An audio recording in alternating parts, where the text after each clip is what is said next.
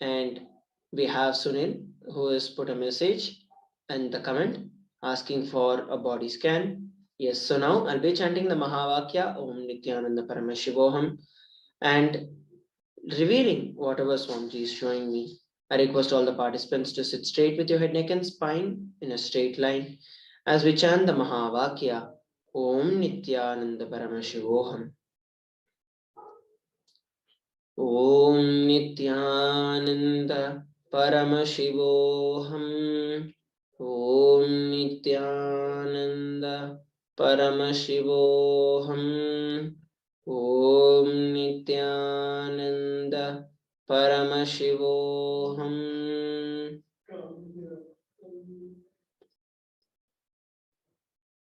Yes. So what Swamiji revealed is that overall, because of the current status of the COVID in India, especially now in India, the COVID variants are multiplying in a very fast pace, and hence, for you to immediately start working on building your immunity, start doing the Nityananda Yoga every day, and start doing the detox processes to heal your body and to prepare yourself to become immune so that the COVID pandemic that is ongoing right now, especially the new variants that are coming, and you are prepared to defend against all of that. This is what Swamiji revealed to me, and you can reveal down in the chat itself as to how you are able to relate with this. And now it is time that we enter into the next segment of the Bhava Samadhi Darshan today. And I request all the participants and viewers to please stay tuned as we enter into the next segment. Thank you, Nityananda.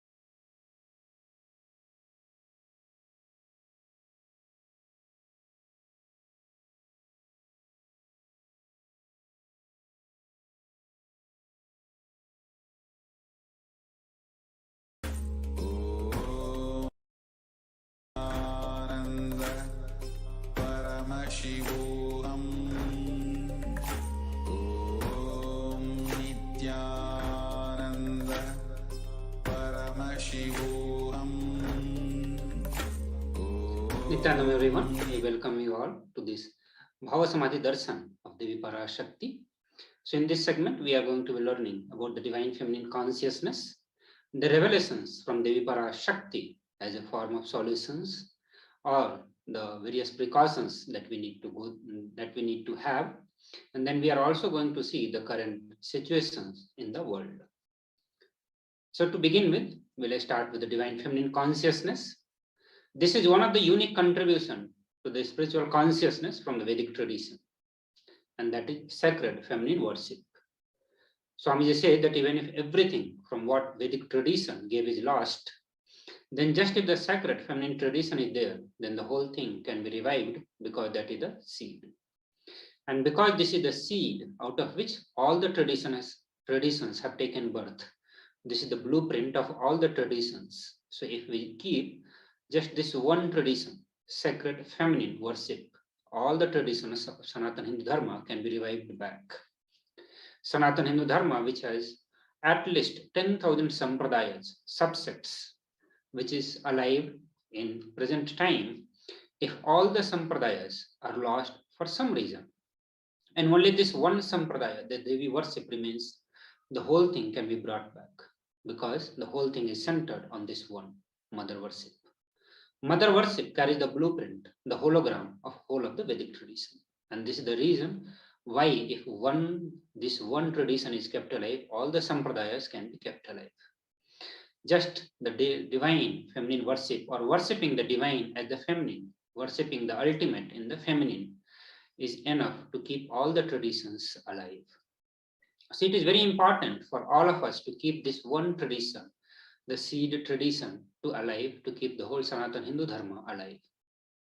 Supreme Pontiff of Hinduism says that sacred feminine worship is a hologram of the Vedic tradition, and there is no enlightened being on the planet Earth without worshipping the sacred feminine, including me.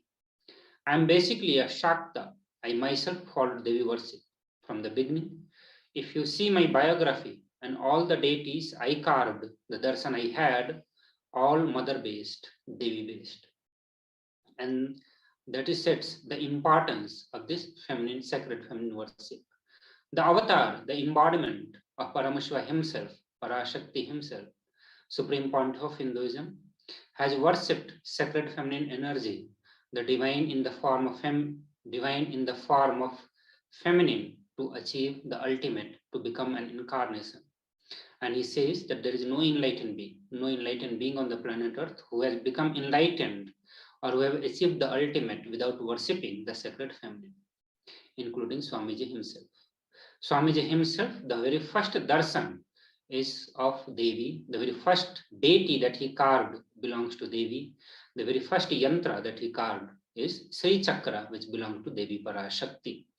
So he himself in his personal life has been a Shakta. He worshipped Devi Parashakti to achieve Paramashiva, the state and space of Paramashivatva. The incarnation, Sri Ramakrishna Paramahamsa says that Shiva is Brahman, but Devi had the key to reach Brahman. Unless she opens, nobody can reach. So he says Paramashiva, who is the Brahman, the ultimate, that everyone has to reach there, but Devi only had the key. Only Devi had the key to reach the Brahman. So if anyone who want to achieve the ultimate, who want to achieve Paramashiva, the state of Paramashiva, he has to approach Devi to get the key. Unless she opens, none of us can reach Paramashiva, none of us can reach the Brahman. He further very beautifully describes a house scene, saying that even though husband is the owner, the key to house will be on the hip of mother. Either you have to fall at the feet of mother, or the small sons of the mother, only they can touch that place, the hip of the mother, and remove the key. Nobody else can touch. So either surrender to the mother, or people who are closer to the mother, they can only reach. So if you want to reach the Parabrahman, the Brahman, Paramashiva, you have to approach Devi Parashakti with the mother bhava, the matra bhava, or becoming the devotee to Mother Parashakti. Only this way you can get the key to Paramashiva. You can get the key from Parashakti. Now entering into the Dhyana Sloka of Devi Parashakti. The Dhyana Sloka describes the form of Devi Parashakti, which one need to meditate while worshipping Devi Parashakti, or while one want to connect, have the feeling connection with Devi Parashakti. This is the form in which he has to visualize himself, in which he has to visualize Devi Parashakti. This sloka is from Lalita Sahasranama, which says the Divine Mother is to be meditated upon as a shining in vermilion red body, with the triple eyes, sporting a crown of ravis studded with the crescent moon, a face all smiles, a splendid bust, one hand holding a jewel cup brimming with the mead, and the other twirling a red lotus. So here very clearly the form of Devi Parashakti has been described. The form which is shining in the vermilion red body, her body shines like a red vermilion. She has 3 eyes, 2 eye and a third eye, sporting of a crown of ravis studded with the crescent moon. Her crown has been described here, which is studded with the rubies and with the crescent moon. Her face is smiling, a splendid bust, and both hand, one hand holding a jewel cup, another holding a twirling red lotus. So this is the form of Devi Parashakti. Another sloka from the Lalita Sahasranama says, I meditate on the great empress. She is red in color, and her eyes are full of compassion, and holds the noose, the gourd, the bow, and the flowery arrow in her hand. She is surrounded on all sides by powers such as anima, for rays, and see the self within me. So further, this verse also describes the form of Devi in which we need to meditate upon. The Devi to be seen as the great empress. She is red in the color, and her eyes are full of compassion. So smiling face and eyes full of compassion. She is holding the noose, the gourd, the bow, and the flowery arrow in her hand. She is surrounded with all the powers, all the Shakti, including Astamahasiddhis, Anima, Lagima, etc. And she is the self within me. Devi Parashakti, the ultimate pure feminine consciousness. Parashakti, the cosmic mother, it is her cosmic from which billions and billions of universes comes out and go in. See the source where the Big Bang and black holes goes on. Parashakti, the source Shakti, source energy, source power from which all of us came, in which all of us are even now, in which all of us are going to merge. That is Devi Parashakti. She is not just the mother of you and me, she is the mother of whole cosmos. The cosmos, the whole cosmos, in her womb, the whole cosmos takes birth. It is her in which all the cosmos, the whole universes disappears. The billions and billions of universes that exist, that comes, all that comes from her only, all that merges in her. See the source where all the Big Bang and black holes goes on. See the source of Shakti, source energy, source power, and see the source from which all of us have come, in which all of us are even now, and in which all of us are going to be merging. See that Parashakti, and see out of her extreme compassion and love, Parashakti herself is manifesting through the embodied form as the Nijavatara of Supreme Pontiff of Hinduism, Jagat Guru Mahasannidhanam, His Divine Holiness, Bhagavan Nithyananda Paramashivam. She is gracing us, answering all our questions, attending all our prayers, giving boons, healing us, revealing our past, present, and future, delivering profound spiritual truths, and ultimately giving us the experience of Paramashivoham itself. So Parashakti, who is the mother of the whole cosmos, the Parashakti in her cosmic the billions and billions of universes are taking birth and disappearing, in which all the Big Bang and the black holes are happening. The same Parashakti, out of her extreme love and compassion, is manifesting, making herself present in for all of us, to bless all of us, to answer all our questions, to heal all our wounds, to remove all the sufferings, to remove the suffering of whole of the humanity, or all the being existing on the planet Earth. She is appearing, she is coming here, gracing here in the embodied form as the Nijavatara of Supreme Pontiff of Hinduism. And at the same time, revealing our past, present, future, delivering the profound spiritual truths. She is also blessing us with the ultimate experience of Paramashivoham itself. So let us watch the introduction of Devi Parashakti by Parashakti herself.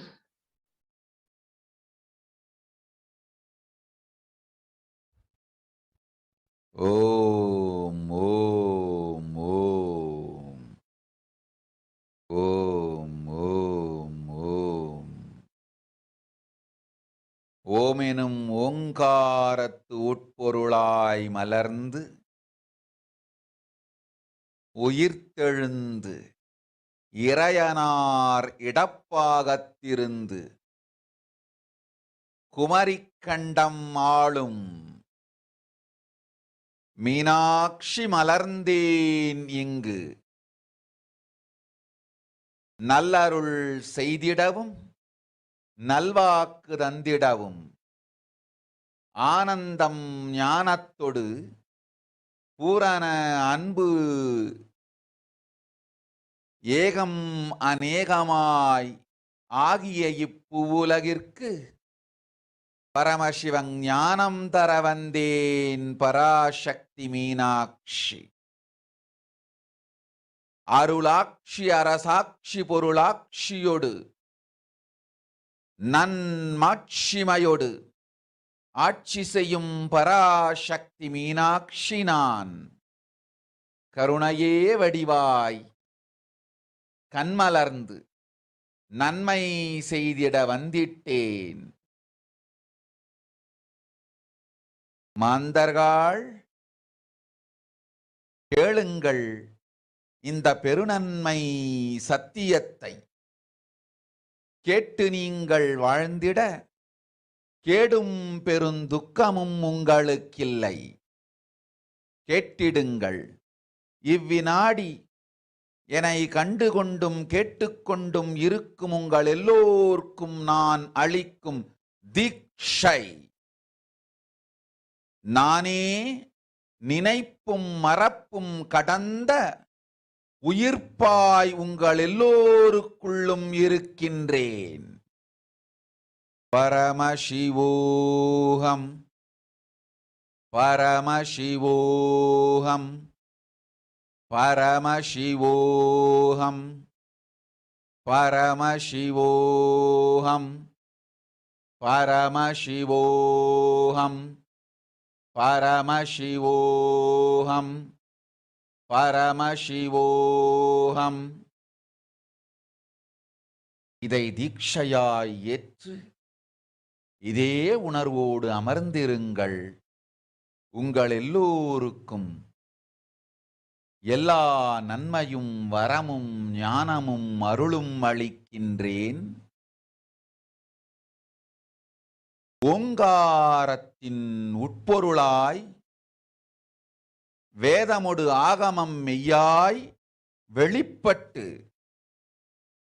உபவேதங்கள் உபாகமங்கள் அனைத்துமாய் உயர்ந்து நின்று தத்துவங்கள் ஆராய் உண்மையை செப்பி ஜகம் முழுவதும் ஞானம் அளிக்கும் பாரதி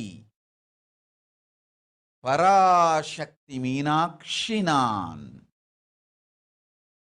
ஆய கலைகள் 64 உடலும் மனமும் உயர்வை அடைந்திடும் பரமசிவ சக்திகளை உங்களுக்குள் மலர்த்தவே வந்திருக்கின்றேன். அஷ்ட சித்திகளும் அஷ்ட கன்மமும் ஆதி சக்தி பரமேஸ்வரியாய் மலர்ந்து உங்கள் அத்துணை பேருக்கும் ஆனந்தம் அளிக்கின்றேன். அஞ்சாதீர், ஆனந்தத்தோடிருப்பீர்.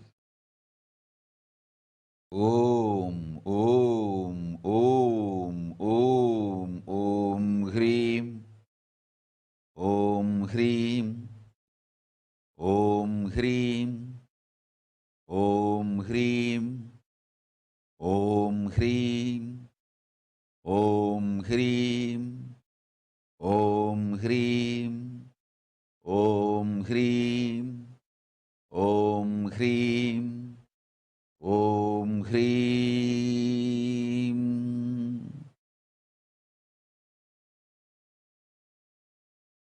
Om. Om. Om.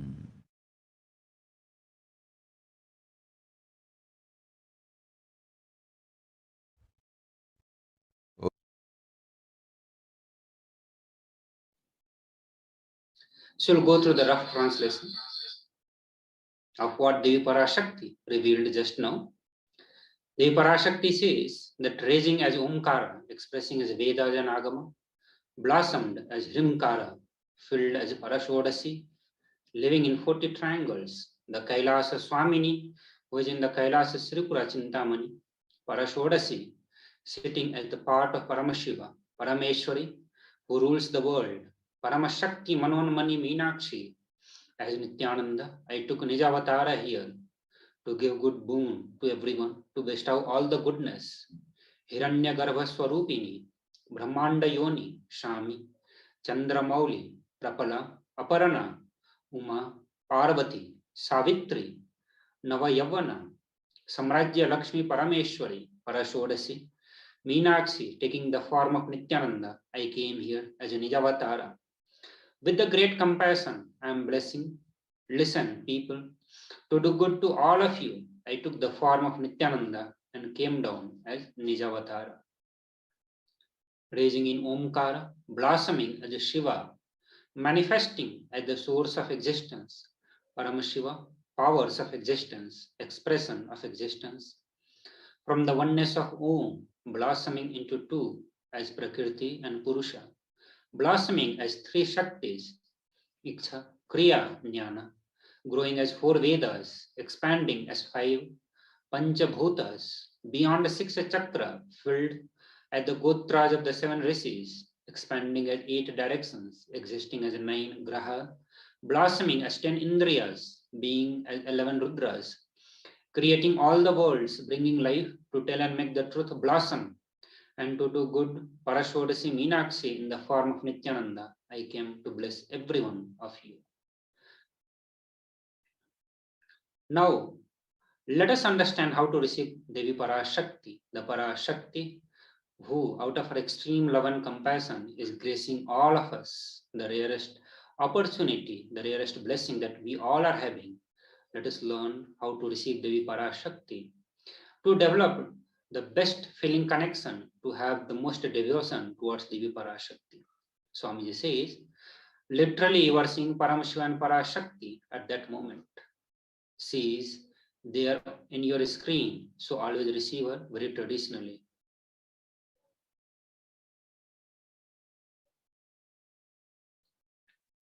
Keep the 2 betel leaf, 1 banana, 1 betel nut, and 1 coin in front of the screen. Watch Devi. The coin is considered traditional dakshina. In Hindu tradition, it can be the lowest value. In India, it can be even 1 paisa. In USA, it can be even 1 cent. Swamiji said that I'm not trying to monetize. Keep it even 1 cent, it is okay. So for 100 days, if you have darshan, it will add up to $1. In India, even 1 paisa is okay. So when we receive Devi Parashakti, be prepared with these few items to receive her very traditionally. Keep on Naivedyam ball or vessels to offer all this to Devi Parashakti. Be ready with the 2 betel leaf, 1 banana and 1 betel nut. And you can have any amount of coin. You can have even the lowest in your currency and keep it. Keep all these items in front of your computer screen where Paramashiva and Parashakti are directly manifesting. She is directly manifesting on your screen. Offer it to Devi Parashakti and receive Devi Parashakti with this offering. Once the darshan is over, do the namaskaram and take the whole thing as the prasadam from Devi. Eat the banana, betel leaf and the betel nut. Take it as the prasadam immediately after the darshan finishes. And you can collect all those coins and send it to LA temple. Understand, this betel leaf, betel nut may look too small, but in few days, you will see how much it adds to your sentiment. You will start feeling that really she is there. You will not take the Devi Darshan for granted. All these rituals will break your monotonous, unconscious mentality and lifestyle and remind you, raise you to the powerful cognition. It will break your unconscious behavior. These rituals may look very small. This traditional way of welcoming Devi looks very small, but this has a very powerful impact on your feeling connection with the Devi Parashakti. It will simply break your monotonous unconscious mentality lifestyle, and it will remind you to raise yourself to the powerful cognition. It will help you to establish a feeling connection towards Devi Parashakti. It will help you to raise your devotion towards Devi Parashakti. You will start having a relationship with Devi Parashakti, and very easily you will start manifesting whatever you want, whatever prayer you make to Devi Parashakti. So this is a pictorial representation. You check for the, here you can see the pictorial representation of how to receive Devi Parashakti. You can have bitter leaf, banana and bitter nut. Keep it in one vessel, one plate, and keep it in front of your computer screen. So let us watch one video where Supreme Pontiff of Hinduism explains how to receive the direct blessing from Devi Parashakti when she comes. When you put your prayer, when you put your request for healing or boon or blessings, how you can receive the grace from Devi Parashakti, how you are supposed to prepare before you put your prayer in front of Devi Parashakti. So we'll watch this short video now.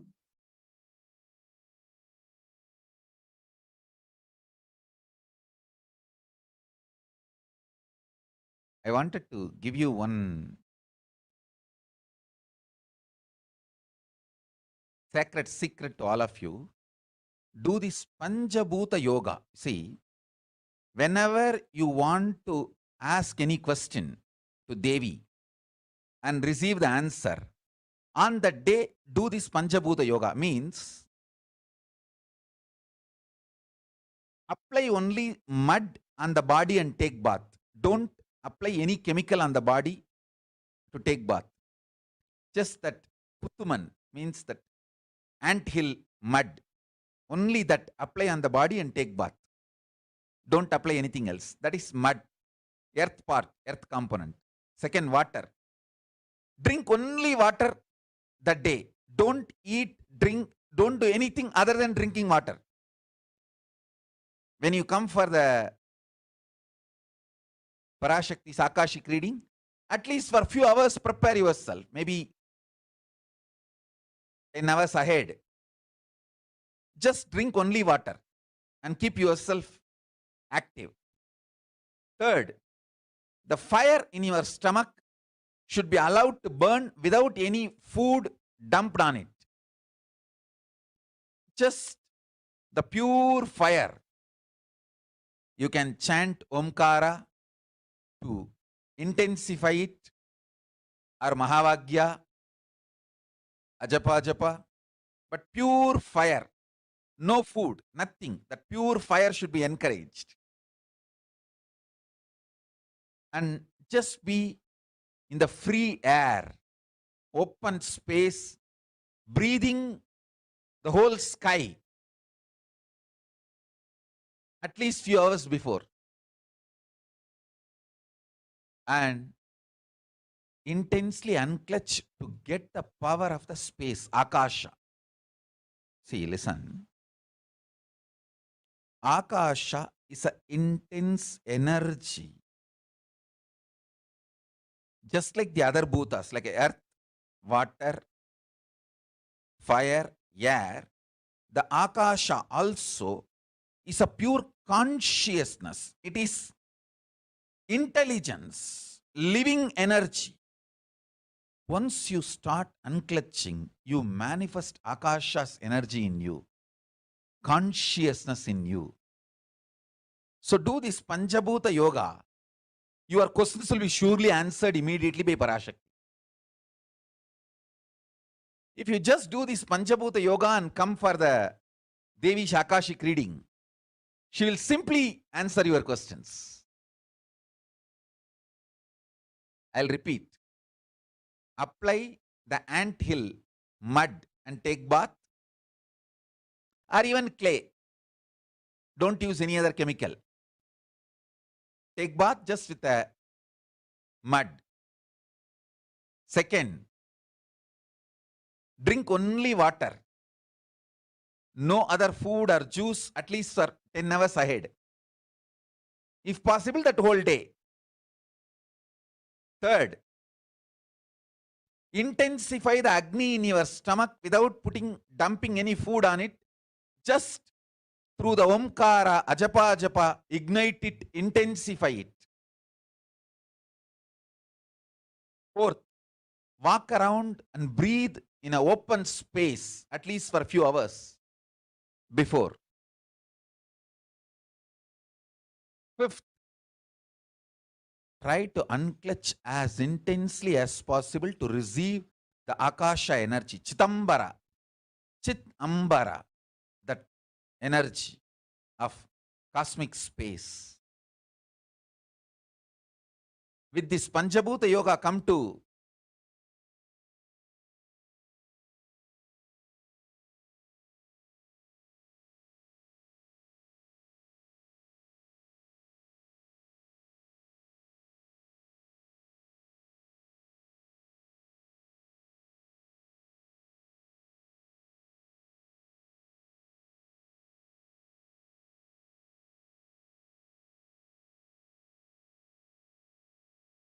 Parashakti's Akashic reading. Surely she will answer your questions.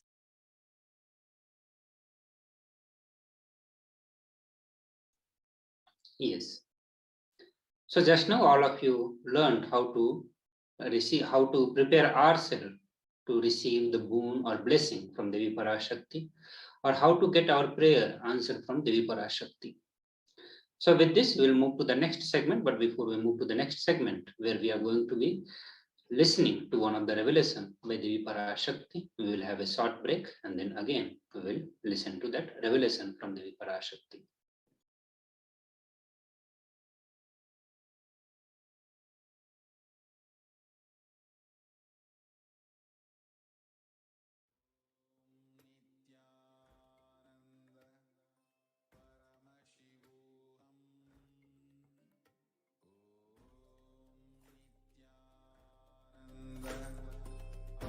Paramashivoham. Om Nithyananda Paramashivoham. Om Nithyananda Paramashivoham. Om Nithyananda Paramashivoham. Nithyananda Paramashivoham. Om Nithyananda Paramashivoham. Om Nithyananda Paramashivoham. Om Nithyananda Paramashivoham. Om Nithyananda Paramashivoham. Om Nithyananda Paramashivoham. Om Nithyananda Paramashivoham. Om Nithyananda Paramashivoham. Om Nithyananda Paramashivoham.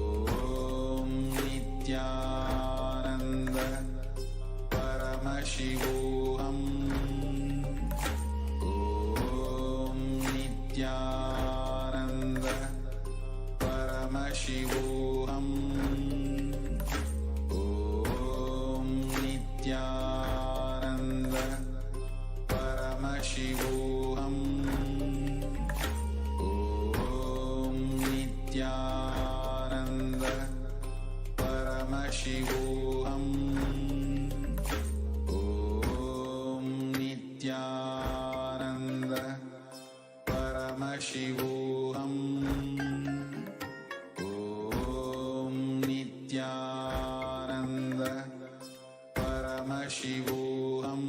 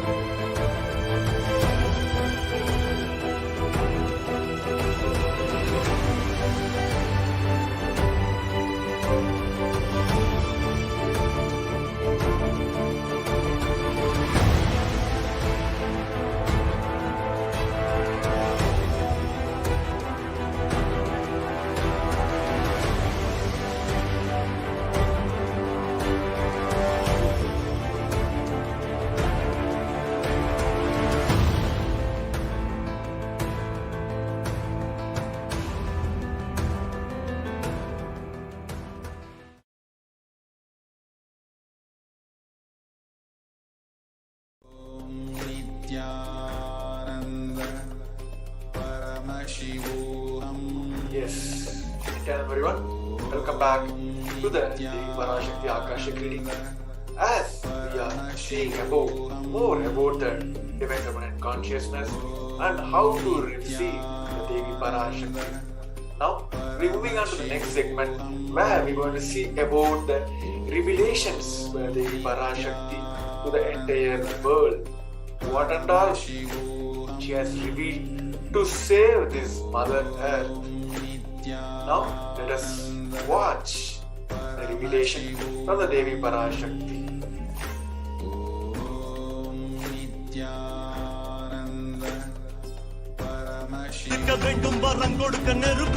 ஓம் ஓம் ஓம் ஓம் ஓம் ஓம் ஓங்காரத்துயர்ந்து வாங்காய் வேதமுடு ஆகமமாய் வெளிப்பட் ரீங்காரமாய் மலர்ந்து பரசோடசியாய் நிறைந்து 40 முக்கோணம் வாழும் கையிலை ஸ்ரீபுரச் சிந்தாமணி கிருகத்தில் இருக்கும் கைலாச சுவாமினி பரசோடசி பரமசிவன் பாகம் அமர்ந்து பாராளும் Parameswari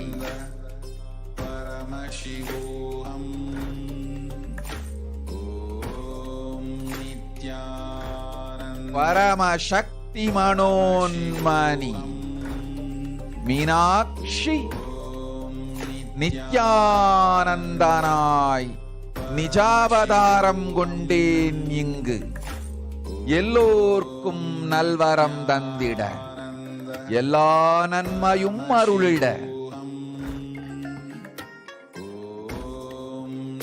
Hiranya கர்ப்பஸ்வரூபிணி பிரம்மாண்டயோனி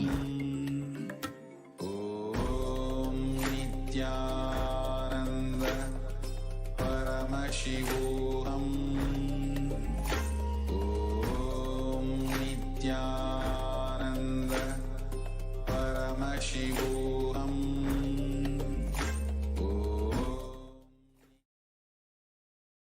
Parameshwari Parashodasi Meenakshi நித்யானந்தனாய் உருக்கொண்டு இங்கு நிஜாவதாரமாய் வந்தேன். அருட்பெருங்கருணையினால் அருளுகின்றேன் கேளுங்கள்.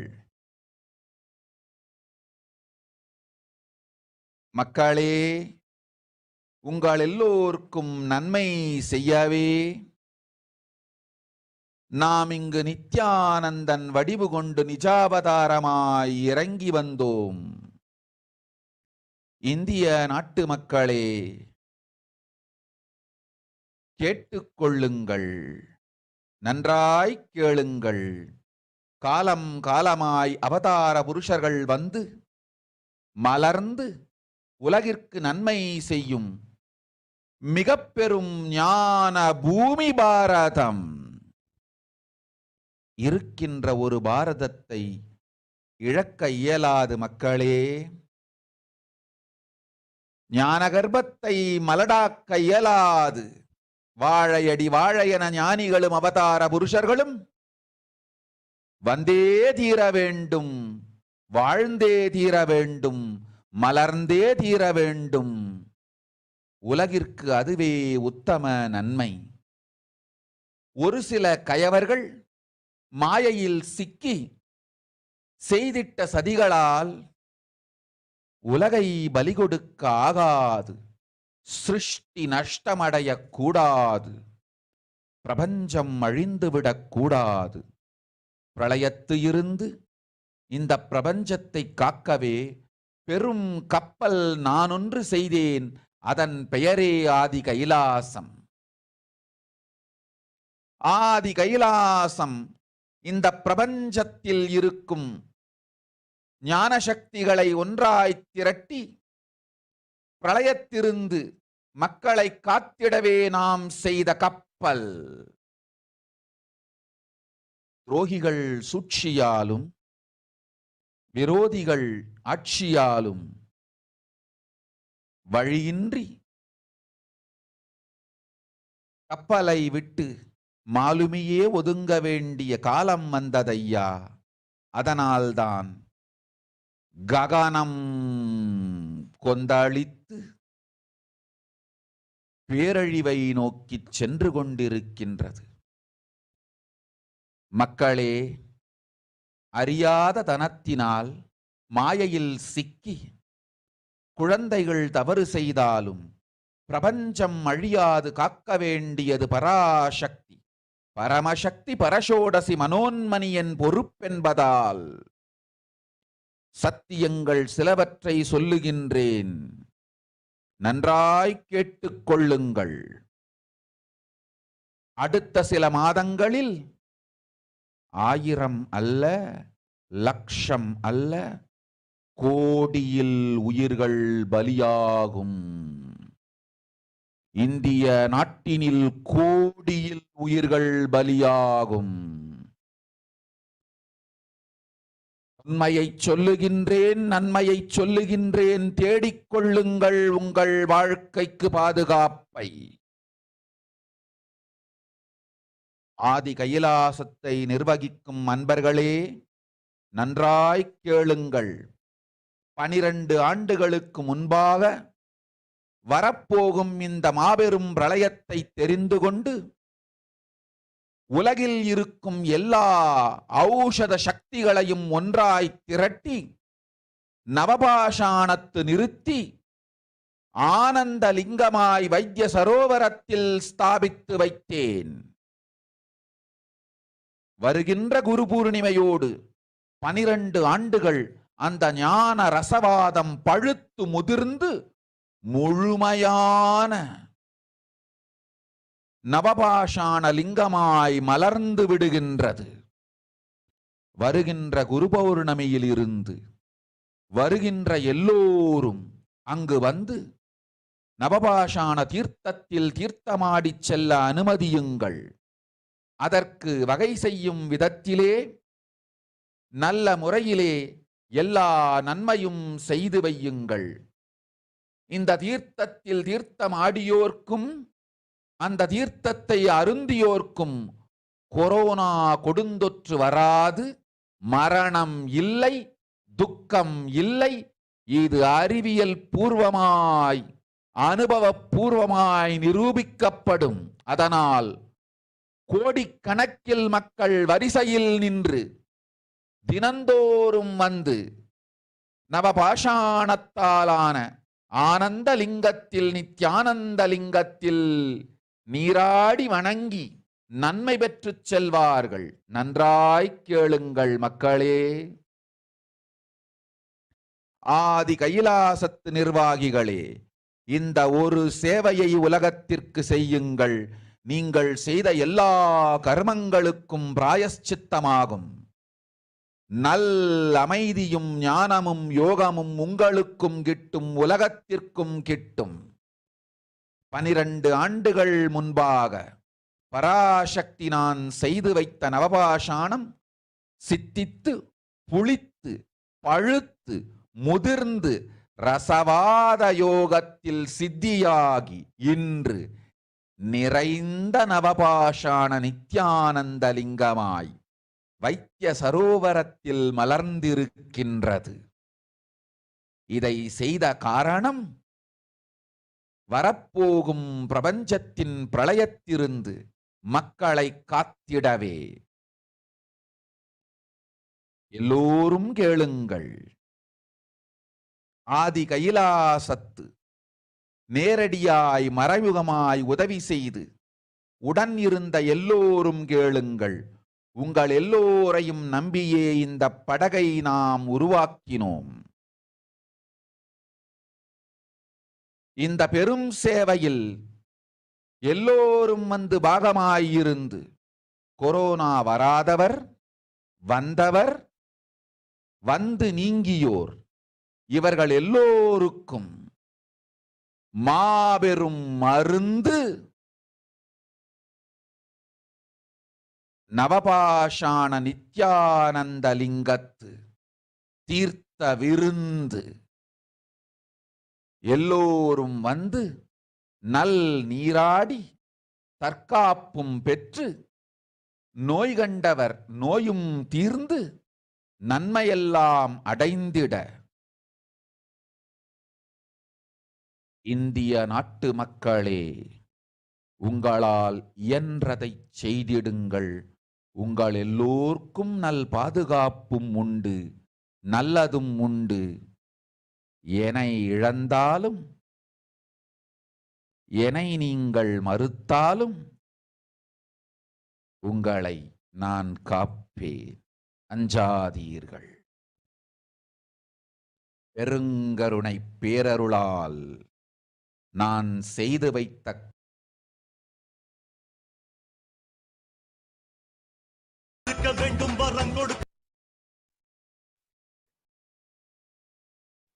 Yes, it was an intense revelation from the Devi Parashakti. Devi herself revealed that the world cannot be sacrificed for the sake of conspiracies done by some ignorance. Thieves who got struck in Maya. History should not have loss. Cosmos should not have destruction. To save the cosmos from Pralaya, I made a huge ship. Its name is Adi Kailasa. Adi Kailasa is a ship that will gather all the enlightened power of this cosmos and save the people from the Pralaya. Through the tricks of traitors, rules of the enemies, without any other way out, time came for the sail itself to leave. That is why the sky is boiling and moving towards the huge destruction. People, even if children do mistake in the ignorance by getting stuck in Maya, as it's Parashakti, Paramashakti, Parashodasi, Manonmani, Meenakshi, is my responsibility to save the cosmos from the destruction. I am telling some of the truths. Listen properly.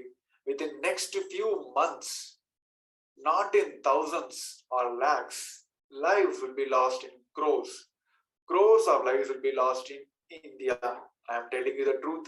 I am telling you the good. Search for protection for your life. In this revelation, Devi has revealed about how this pandemic is going on across the globe. And she has mentioned about the traitors who did the droga to the whole Pralaya to manifest all across the globe. Even though with her love and compassion, she told she is going to protect this world by the huge ship which she built almost like 12 years before, which is Adi Kailasa. And she has mentioned about that in India, where the lives will be lost in not only in thousands or lakhs, it's going to be crores and crores. As Devi has revealed, now the current status, the current situation all across the globe, now a new variant called Omicron, which is the third wave from this COVID-19. It's spreading all across the globe and it is creating a vulnerable pandemic all across the globe. As we see, this Ireland, almost whatever the records which is passed in 2020, within a one day, the cases of new cases for this Omicron reach more than what they have recorded in 2020. All over the whole history of the pandemic, which started almost like 2 years, whatever they record have in the number of cases, now within this Christmas to New Year, this gap alone, they have reached more than the records what they have created before. So almost 50,000 new cases has been recorded in the New York City alone in the yesterday. So which is creating a huge vulnerable impact on the city of New York. Now this Omicron variant, which is a third wave, the mutated wave of COVID-19, which is spreading in an exponential phase. It is not like COVID-19, it is not like Delta variant, it is spreading in an exponential way. Almost in the North Island, 1,619 people per 100,000 people have been affected by this Omicron variant, which is almost like 10%, more than 10% of the people have been already affected by this Omicron variant. So it is affecting the people of almost like 20 to 39 years. As we have revealed about the India specifically, now we have seen the teens as this new variant, which is especially affecting the teenage people. We have seen through almost 6,79,000 teens from India, they are looking for vaccinations. They feel this vaccination going to help, but we know that many studies have said these vaccines or these boosters, anything which you partake to have an energy booster for you, or in the case of preservation for you, it's not going to help you in this Omicron variant. In Maharashtra alone, it is the data, which is almost like in Indian Standard Time, which is almost like 9 p.m. in Indian Standard Time. The record from the Maharashtra government itself, almost like 12,000 new COVID cases has been identified in Maharashtra alone. Which in West Bengal, it is almost like 6,000. The numbers are growing in the exponential way in all over India. So Delhi records almost like 2K cases, which is highest since May 22, and this positivity rate jumps to almost like 2.44%. Almost 75 cases in metros are Omicron. The third wave is affecting the people who already has affected by the coronavirus, who have came out of that. Now they are most exponentially vulnerably exposed to this COVID-19. The cases in Andhra Pradesh is almost like 122 fresh cases, totally tally up almost like 20 lakh cases in Andhra Pradesh now. Same case in Telangana.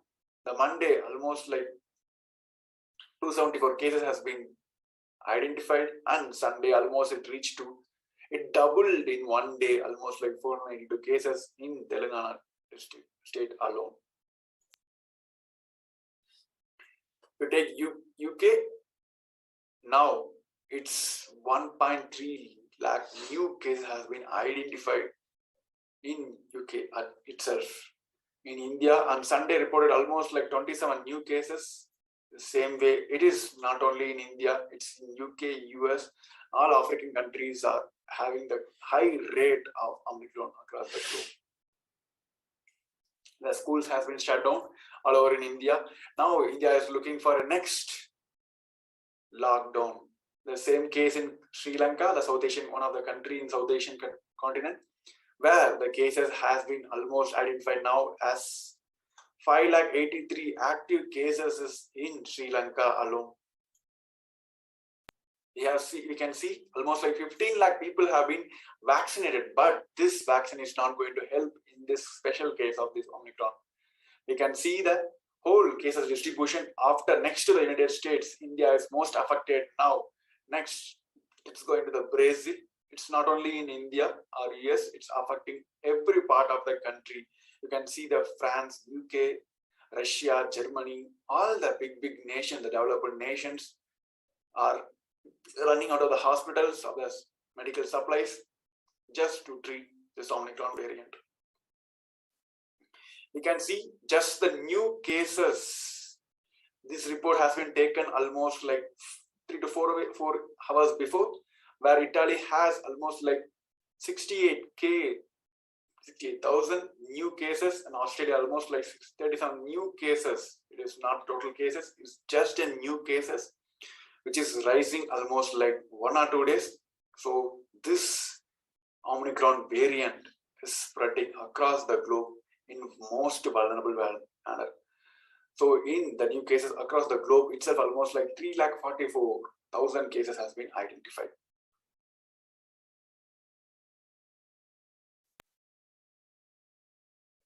So with this, we come to the end of this segment. We'll be moving on to the next segment, where we're going to see about the divine Leela of Paramashivoham and Parashakti, and we're going to have more segments about in this Devi Parashakti Akasha reading. Thank you.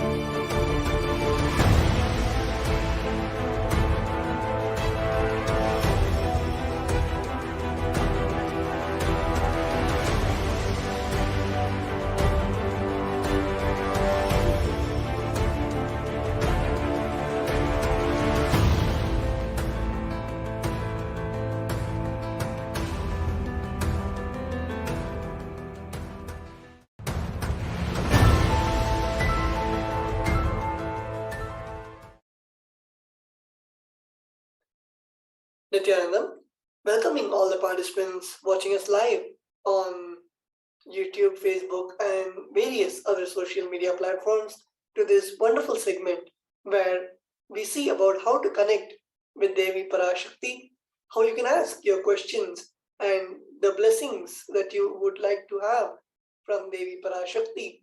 And we just saw the segment where beautifully we saw the revelations by Devi Parashakti, where Devi Parashakti revealed the problems which are going to come in the near future and the solution on how we can tackle those problems, how we can have a spiritual solution and overcome the great pralaya. And today we have with us in this segment myself, Sri Nithyananda Maharaj and Sri Nithya Sanatanananda Maharaj, who will be guiding all of you through this segment. We will now be seeing the various social media handles where we can connect with Devi Parashakti and we can reach out and ask our prayers, our blessings to Devi Parashakti.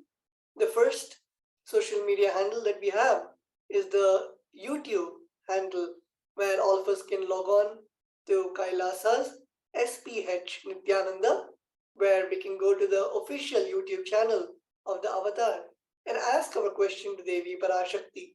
In the step 1, all of us can go and click the membership icon where you can join the channel. And after you join, you will have access to comment on the YouTube video. And you can see in the comment section, in the comment box, all of us can ask our prayers, our blessings to Devi Parashakti.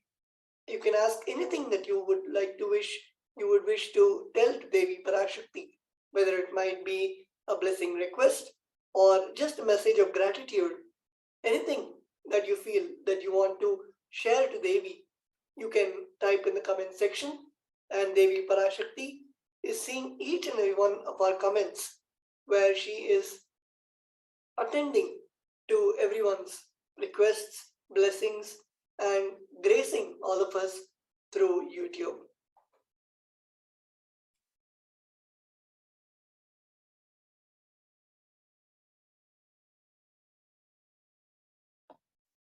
Nithyanandam.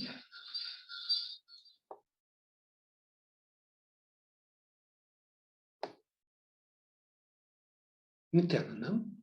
So now we go to the next media channel, Facebook, the official page for Kailasa's SPH, Supreme Pontiff of Hinduism, Jagadguru Mahasannidhanam, Nithyananda Paramashivam, is Kailasa's SPH JGM, Nithyananda Paramashivam.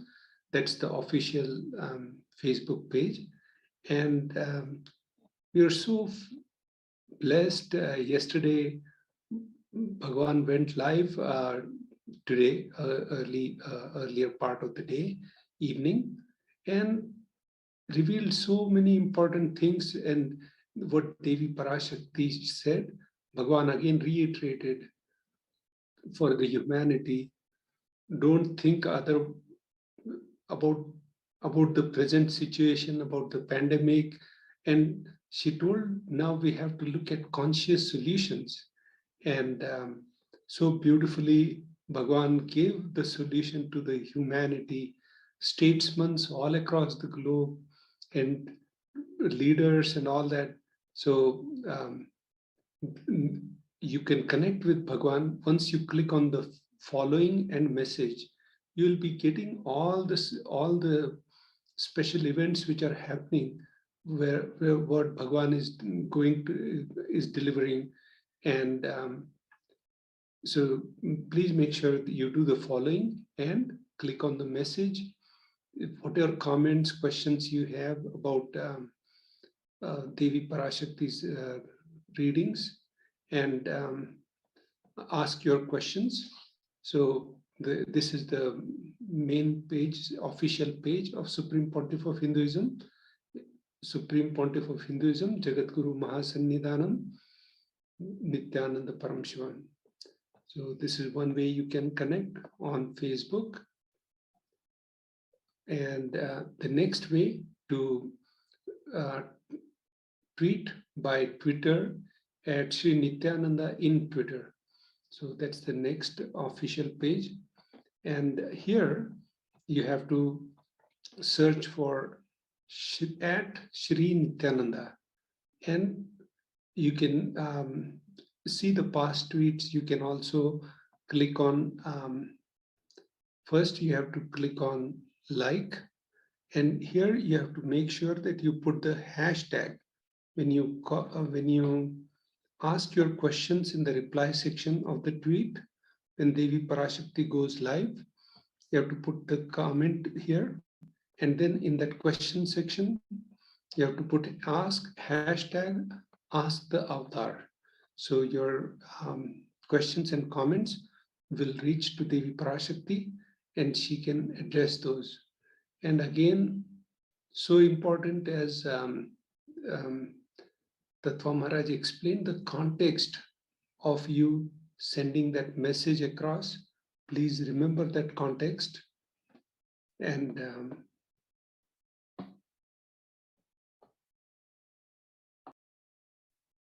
we will now be moving on to the Instagram platform, where we can see the official account of the Supreme Pontiff of Hinduism, which is Sri Nithyananda. And all of us can go and step 1, follow Sri Nithyananda on Instagram.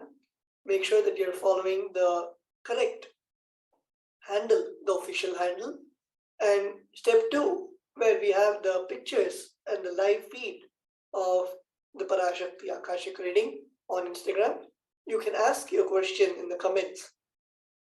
Whatever desire that you have, whatever that you wish for, you can ask in the comment section, and Devi Parashakti is there to grace all of us in the Instagram platform.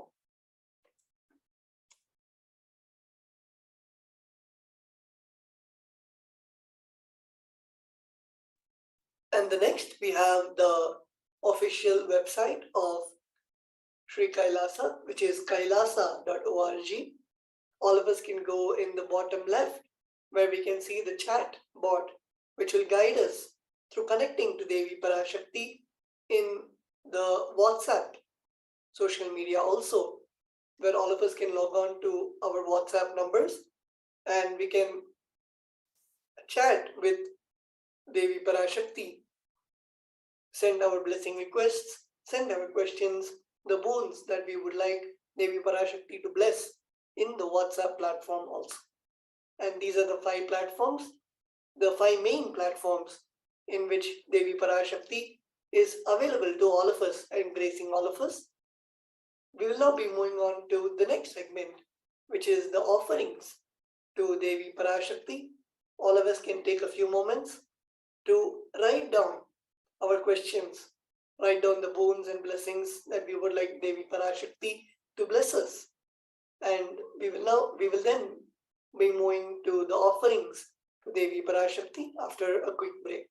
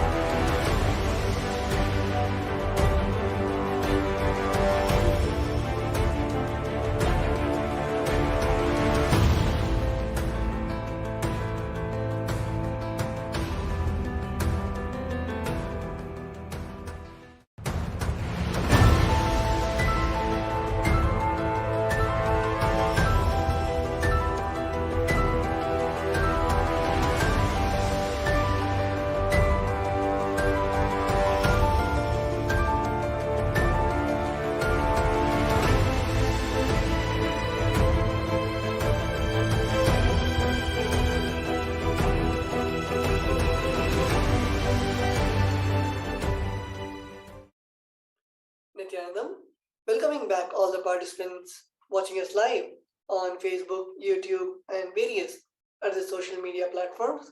We will now be looking at the offerings to Devi Parashakti, how all of us can offer our gratitude, our devotion in the form of various offerings prescribed by Paramashiva in the Vedas and Agamas. First, let us now look at the context on why we should offer to the divine, why we should give to the divine. We have the Shastra Pramana from the Bhagavata Purana, the verse 37. Dharmaya yashasirthaya kamaya swajanaya cha panchada vibhajan vittam iha mutra cha modate. Nithyanandam. So the meaning of this awesome verse is one part should be used for dharma, dana, second part for yasha, public works, which bring fame to oneself. Third should be reinvested to generate more wealth. Fourth, for kama, enjoyment of material things. And fifth, for one's family and friend. So again, the scriptures recommend this order. One part should be used for dharma, dana. And so one part means about 20% should be donated for dharma. Now we'll move to the next Shastra Pramana.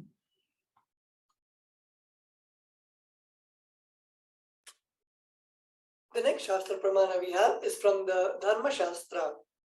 Grihe dashagunam danam goshte chaiva shatadikam punyati yatheshu sahasram antatam shiva sannidhau.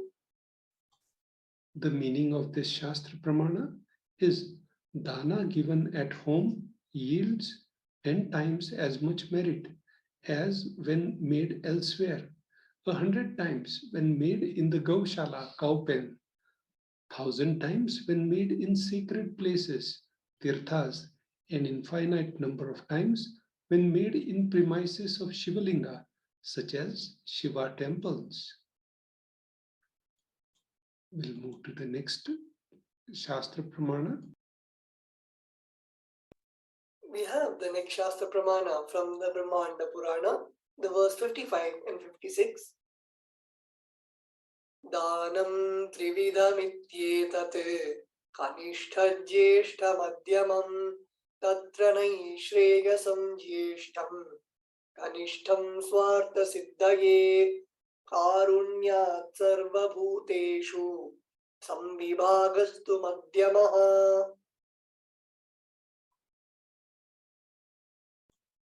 Nithyanandam.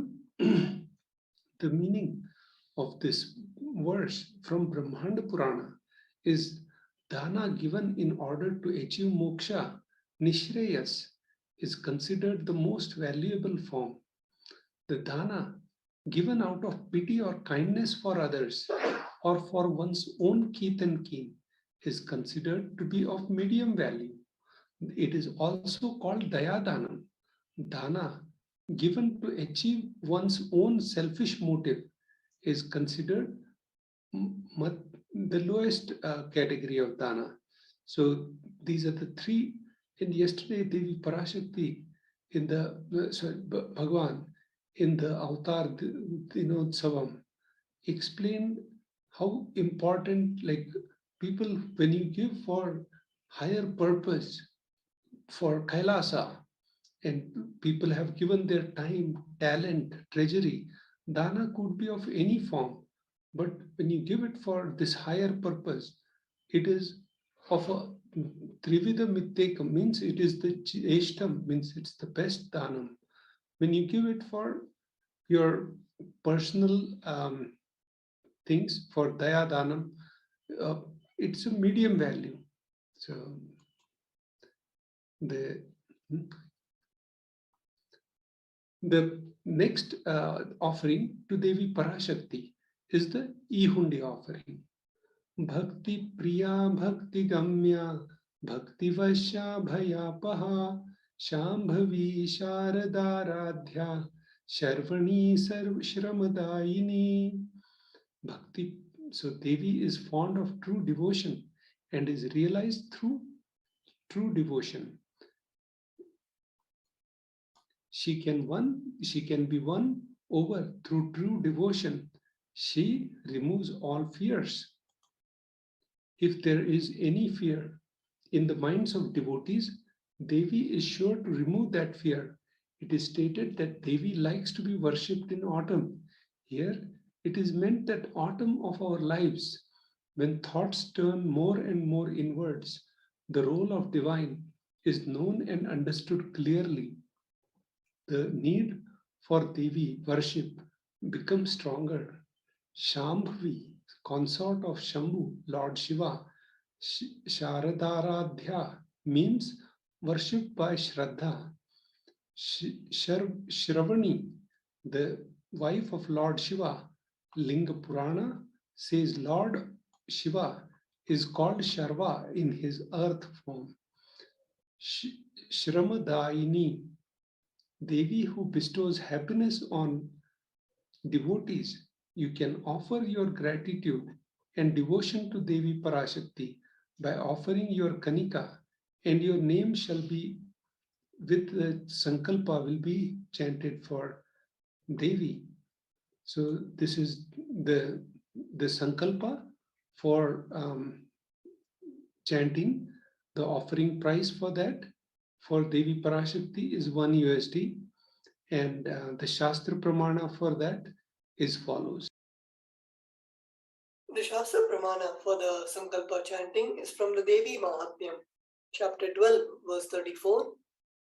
Taye tanmohyate vishvam, saiva vishvam prasuyate, saya chitta cha vijnanam, tushtaruddhim prayachati. The meaning of this verse from Devi Mahatmyam is as follows.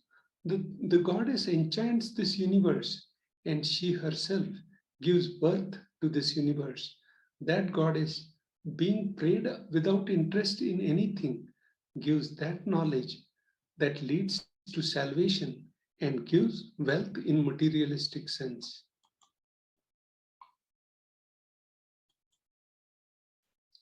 The Sankalpa chanting, the offering price is one nominal price of $1.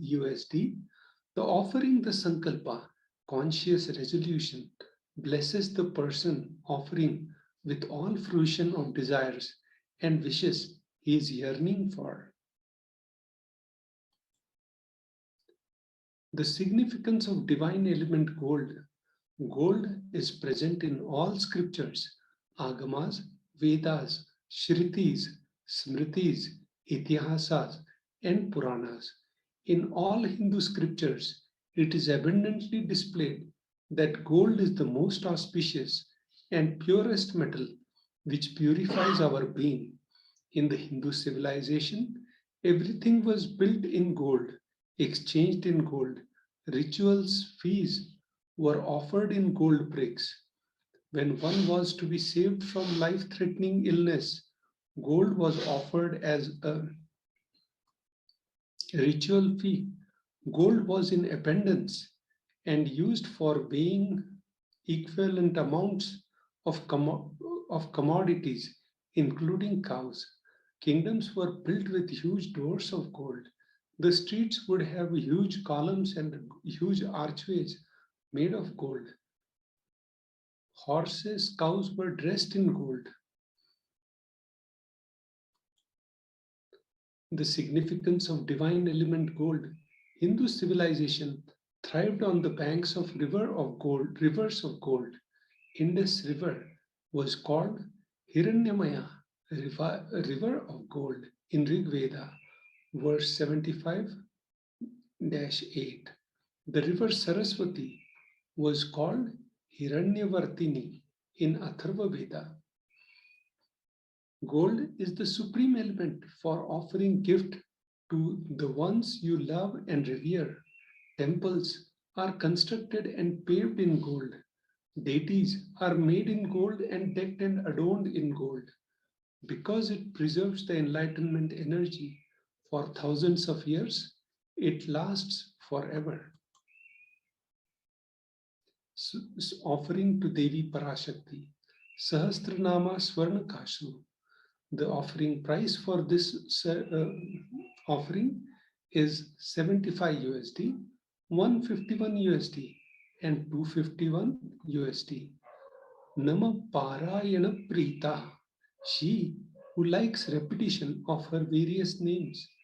This is Shastra Pramana, is from Lalita Sahasranama, verse 731. This is the offering of the 1008 names of Devi Parashakti. It is very special and unique archana offered to the Mahameru of Devi Parashakti. Offer the gold coin to Devi Parashakti to manifest any dimension or attribute of hers that you always wanted to imbibe within you. The next offering to Devi Parashakti is Mukta Anguthi, finger ring with pearl. The offering price is 251 USD, 501 and 750 USD. The Shastra Pramana for it is as follows. The Shastra Pramana for the offering of the Mukta Anguti is from the Meenakshi Pancharatnam. Muktahara Satkirita Ruchiram Purnendu Vaktra Prabham Sinjanno Purakinkini Manidharam Padma Prabhabhasuram Sarva Bhishta Phalapradam Girisutam Vani Rama Sevitam Meenakshim Pranatosmi Santatamaham Karunyavara Nidhim.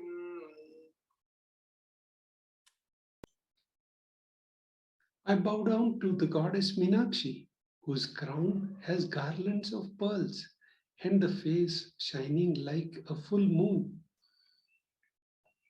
who wears anklets that are studded with gemstones and has small bells and whistles,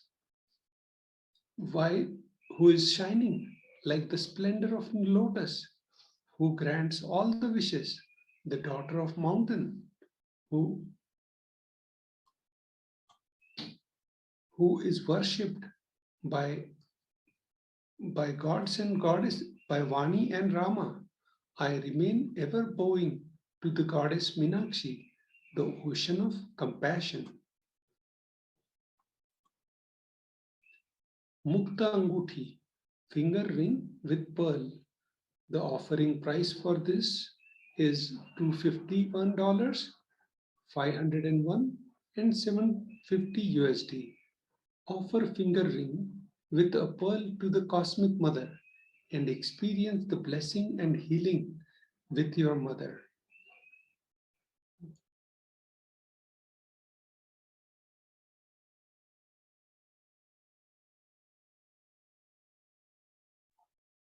The next we have the offering of the Swarna Padma Pushpa, the golden lotus.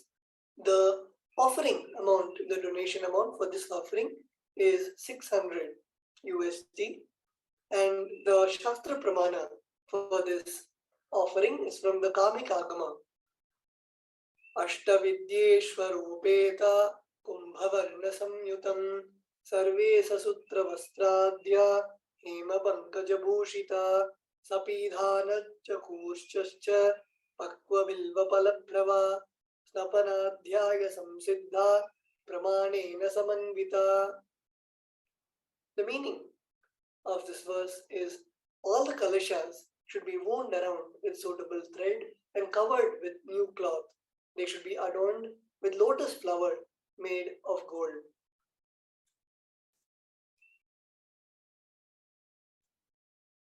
There are hundreds of scriptural references for using lotus in the worship of Paramashiva.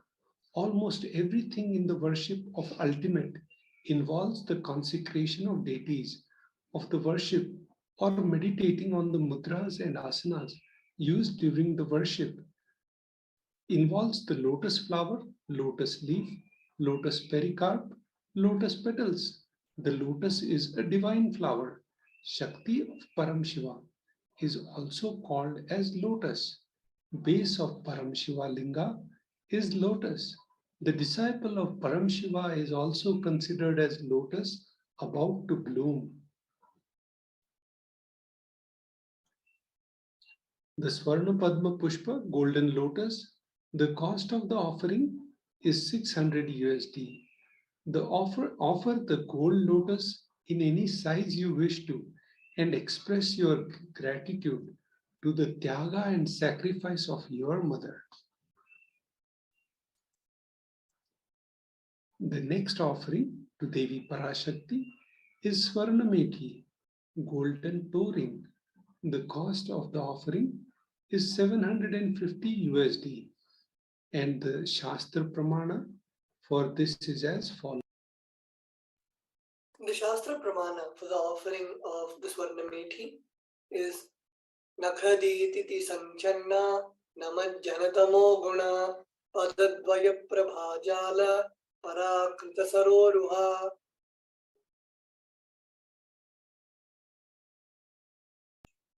You, whose brightness from toenails destroys the darkness and ignorance from the minds of your devotees who prostrate at your feet, you, whose brightness from your 2 feet overpowers that of the lotus flower. The Swarnamethi golden toe ring, the cost of offering is 750 USD. Offer the toe ring to Devi, adorning her sacred feet to be in the constant gratitude for receiving her blessings in even the most difficult aspects of our life. The offering to Devi Parashakti, the next offering is Swarna Mangatika, gold hairline jewelry. In Hindi, you call it Chudamani. The cost of the offering is 750 USD. In the Shastra Pramana for this offering is Sudha Sharabhi Varshini. She who makes nectar flow in all our nerves from Sahasrara, that is, she who gives the very pleasant experience of the ultimate. The Mangatika represents the nectar flowing from the Sahasrara chakra, which is fully open. Offer the Mangatika to Devi and receive blessings of achieving the blissful state of overflowing gratitude and space of complete completion. You can offer all these offerings to Devi Parashakti at tiny.cc/Devi-offerings. The next offering is for Guru.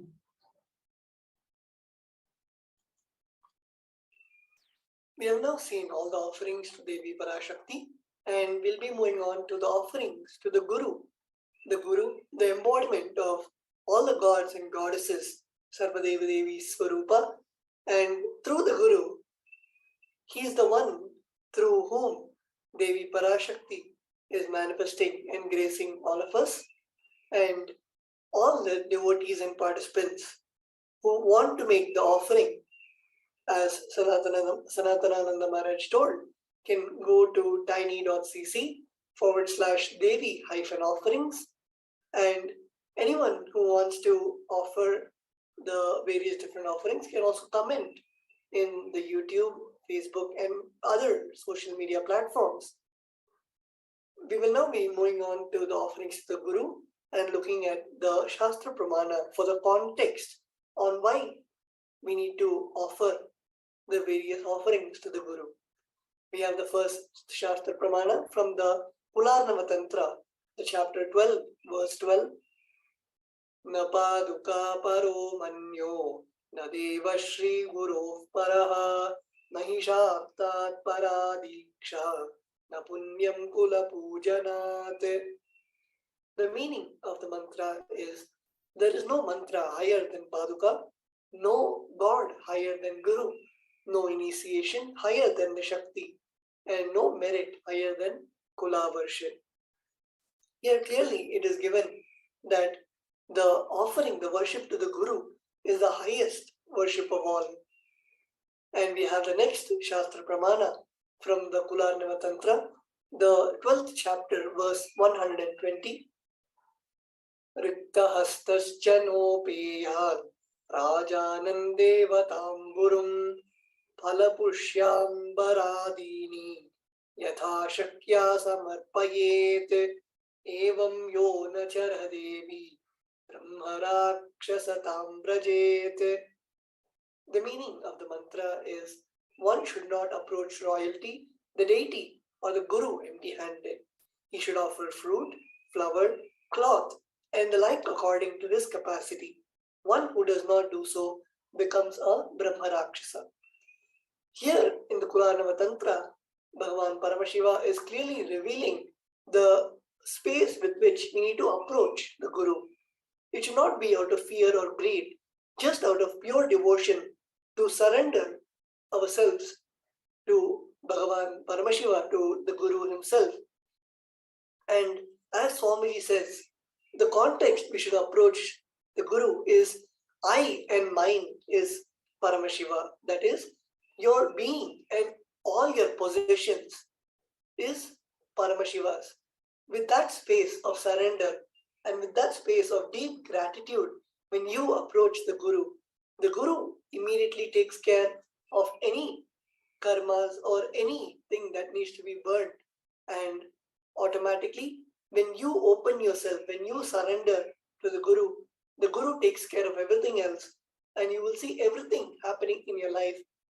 Not just the blessings that you have in your mind, but you will see your whole life rejuvenated and going in the most auspicious way it can. And with this context, let us now go into the offerings to the Guru. We have the first offering as the Pratyakshapada Puja. Many of you might have seen the Pratyakshapada Puja happening during the Avatara Dinotsava celebrations. We had the fortune of witnessing the Pratyakshapada Puja.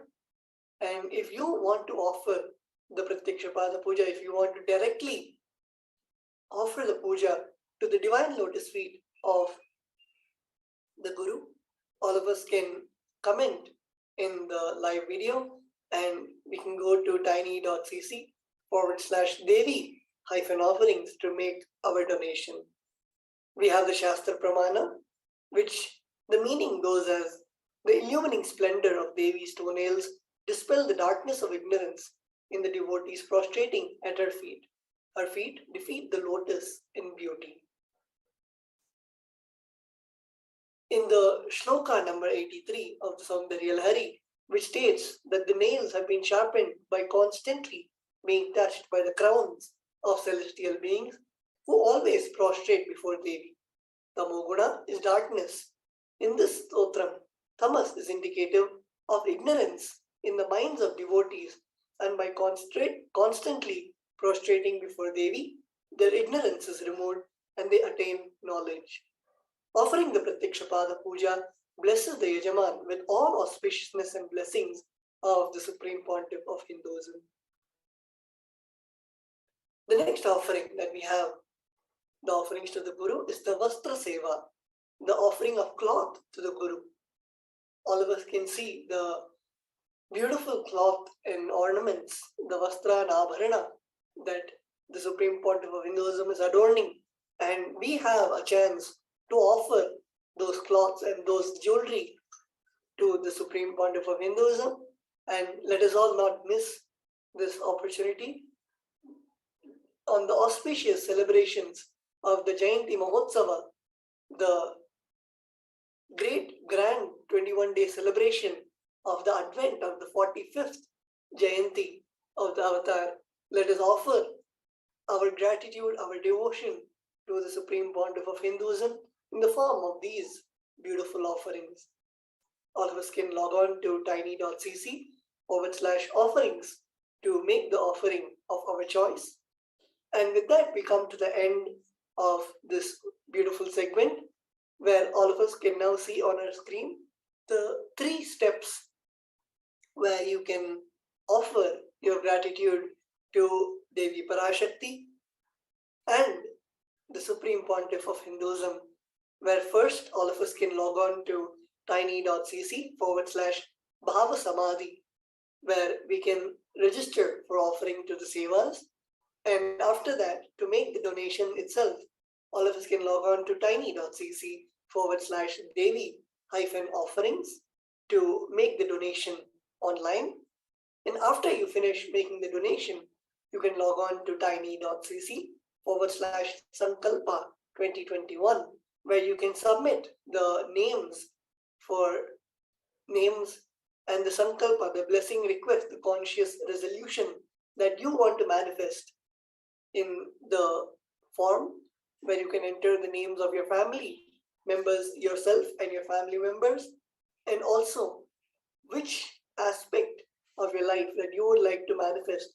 It might be wealth, health, relationships, so many various different types of sankalpas, and you will see that your sankalpa becomes Paramashiva sankalpa, where Paramashiva becomes your co-creator to manifest the whole cosmos, becomes your co-creator to manifest your desires, manifest your boons, your blessings into reality.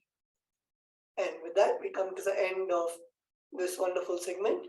If any of the participants, any of the viewers would like to make the offering and would need any type of assistance or help, you can comment in the comment boxes, whether in YouTube, Facebook, or any of the social media platforms, and the acharyas will be happy to help you and guide you to make this wonderful offering. And with that, we will now be moving on to the next segment after a quick break.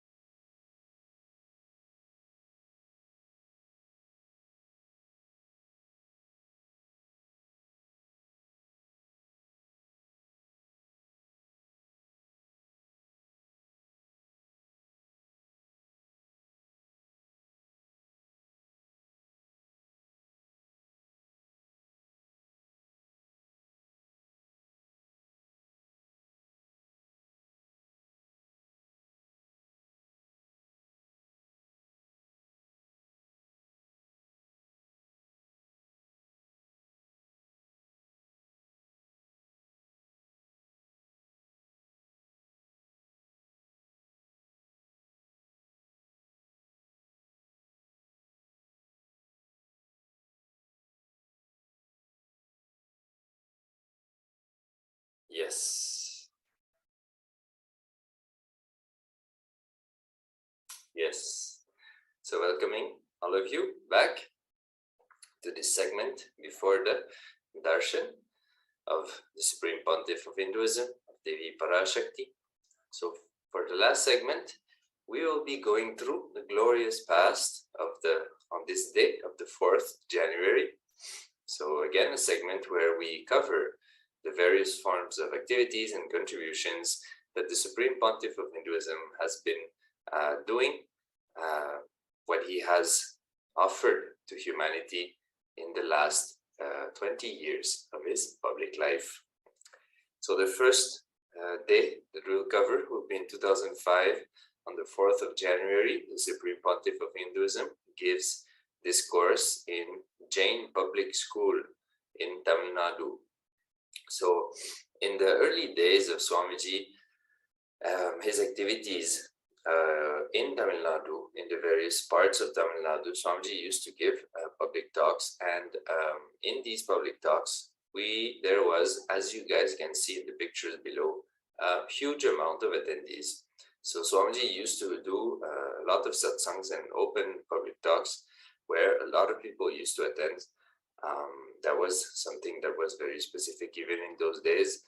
If you knew, or if you do see some pictures, or if you check on Nithyananda, you will see Swamiji used to conduct also Maha Satsangs. So Satsangs, again, with a huge amount of attendees. So we can see here in a Jain public school, Swamiji used to travel everywhere and reach out to any part of the population. So here in a Jain public school, we can see Swamiji teaching or talking about the spiritual truth to lots of youngsters of Tamil Nadu.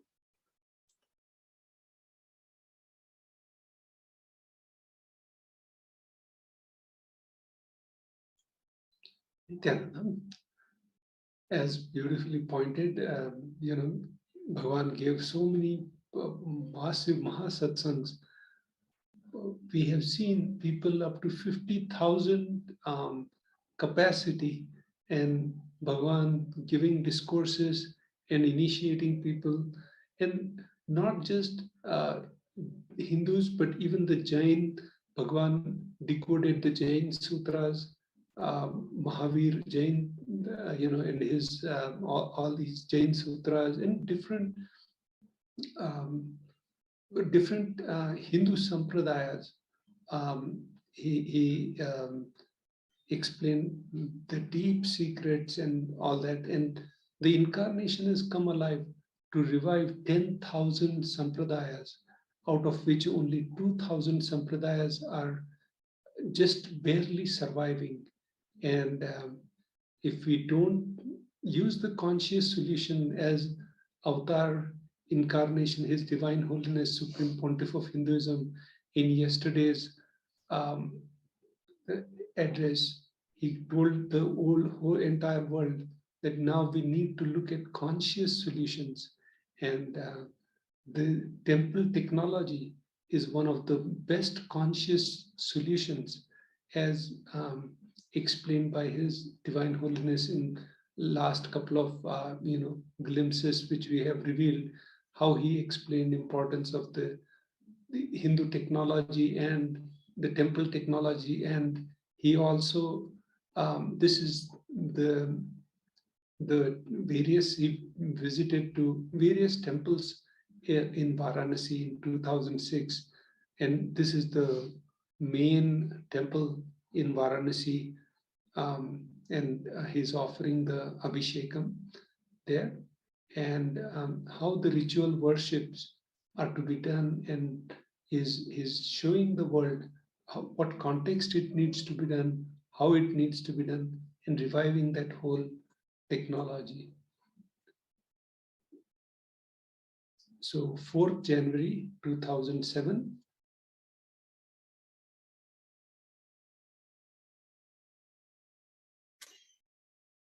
So yes, in 2007, the Supreme Pontiff of Hinduism launched the Nitya Yoga of Eternity at the ashram in Bangalore, addressing the first group of Nitya Yoga teachers. The Supreme Pontiff of Hinduism gave a short and powerful introduction and blessed the new project. So here we can see pictures of Swamiji conducting yoga, a very rare sight, at least in the last few years. Here we can see the early days. This is the first, like it is mentioned, the first Nitya Yoga teacher training, which was conducted. Nitya Yoga is a unique yoga, which has then evolved into Nithyananda Yoga. And it was basically the yoga dimension of the training that Swamiji received as a child, mainly from his yoga guru, Raghupati Yogi, and the yoga which is for the purpose of manifesting, obviously, health and all that, but ultimately awakening your consciousness and manifesting powers.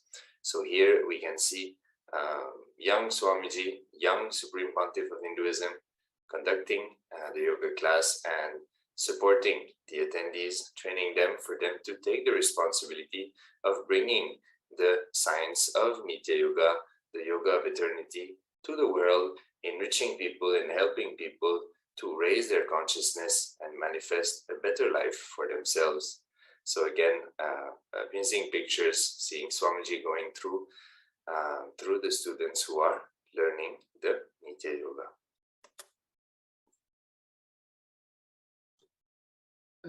Very beautifully shared by Sri Nitya Ashutoshananda Maharaj, that Bhagavan started the Nityananda Yoga, and Bhagavan also revealed in one of the things, there are different, like this incarnation, the Avatara, will be revered by people for thousands of years, and one of the contributions to the entire humanity will be teaching them how to do the yoga of eternity for connecting with the divine, and teaching them how to bend their body, how to do it, and at the same time getting the consciousness awakened.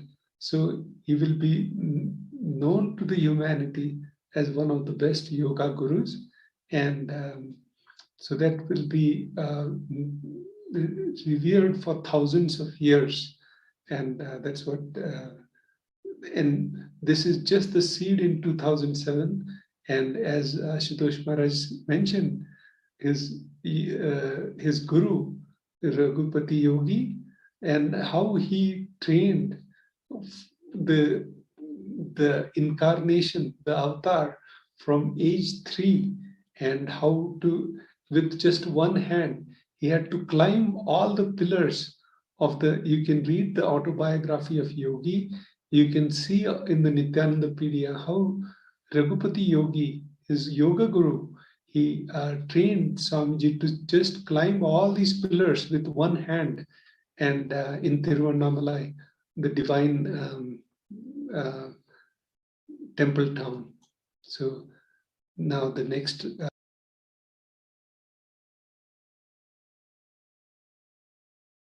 So here, Supreme Pontiff of Hinduism conducts the Nitya Spurana program, NSP, which is called program in Pridhi, and you'll see thousands of, tens and thousands of people used to attend these programs. They were 2-day program, there's a 1-day program, ASP, NSP, and they were so popular. And at the end of that, the program, people used to get the darshan of Bhagavan one-on-one, and such a, then Bhagavan also created a battalion of trainers who could conduct the ASPs and NSPs across the globe, and share this divine self-awakening, inner awakening technologies. So Bhagavan's programs may be 1 day, 10 day, 2 days, 10 days. They are so life-changing, and you can see the sharings of millions of people across the globe, how their life has been transformed in these 1-day, 2-day, or 10-day programs. And their context towards the life is the inner programming is completely changed. And I can let Ashutosh Maharaj share about this. Yes. So one thing that I can add is that these programs, which were designed to help people to drop their patterns, to drop the behaviors which are responsible for lower states of consciousness, emotions, lower frequencies of emotions and thoughts. Swamiji designed many programs throughout the years. The NSP was one of the first ones, if not the first one, the Nitya's Purana program. So all these programs were designed to help people first to understand where they are caught in a life negative pattern, and then giving them various ways and techniques in order to attend to those patterns, to break them, so that they can reinvent themselves and re-experience life in the way that life is meant to be experienced. So it was amazing contributions from the Supreme Pontiff of Hinduism. The next year we have, on 4th January 2009, Kalpataru Darshan. So we can see Swamiji on a golden asana, where Swamiji gives the Kalpataru Darshan. Even on the left side, we can see also Swamiji with a healing stick. In those days, he used to have few healing sticks looking like that. So that is an amazing picture. So Swamiji brought forward this science of Kalpataru, the science of manifesting your reality. Kalpataru is the wish-fulfilling tree. So Swamiji revived this science, and very early, here we can see 2009, and shared this science with the world. Even when I discovered about the Supreme Pontiff of Hinduism, this program was still being conducted. So that was really a very short but very important program to re-empower people about first the right understanding of what is the science of manifestation, and at the same time a process which we can all go through when we wish to manifest something, in order to identify what are the thought currents, the cognitions which are responsible for stopping that manifestation, and then the science of how to consciously manifest what you want. So a very important program. Hinduism, Sanatana Hindu Dharma, is all about you manifesting the reality that you want to live, whatever you wish to manifest in your life. What is the science of that manifestation for you to experience, and experience also the fulfillment of having manifested what you wish to experience. So the science of Kalpataru Darshan, Kalpataru is extremely valuable and is very unique to Hinduism. So here we can say, after the process, on the picture on the right, we can see that the participants had the blessing of coming to Swamiji one by one, receiving the energy transfer, the Shaktipad, and the darshan, the blessings of Swamiji individually. So that was one of the programs that Swamiji used to conduct in those days. So with that, now we move to the next. So here, Supreme Pontiff of Hinduism, Jagadguru Mahasannidhanand, His Divine Holiness Nithyananda Paramashivam, bless the devotees, disciples, Kailasa Vasis, and Supreme Pontiff of Hinduism conducted the mission conference for all the Kailaya Vasis from all around the world.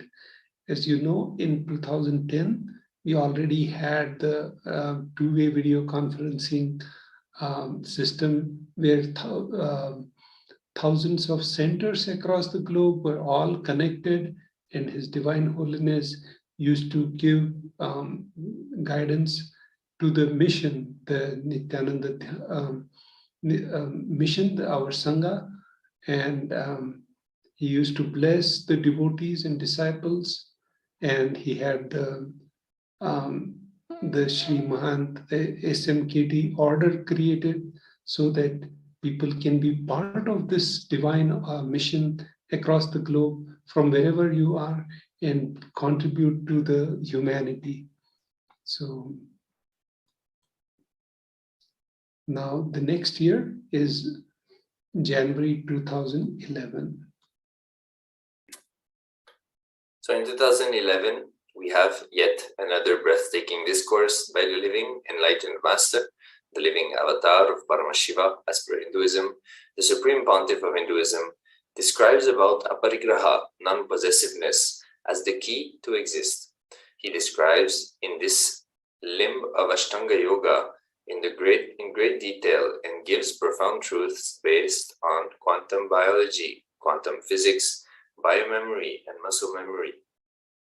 So aparigraha is one of the fundamental vows that is made in Hinduism, especially for those who live the path of brahmacharya or sannyasa, or even in Sri Kailasa, the various Kailasa vasis.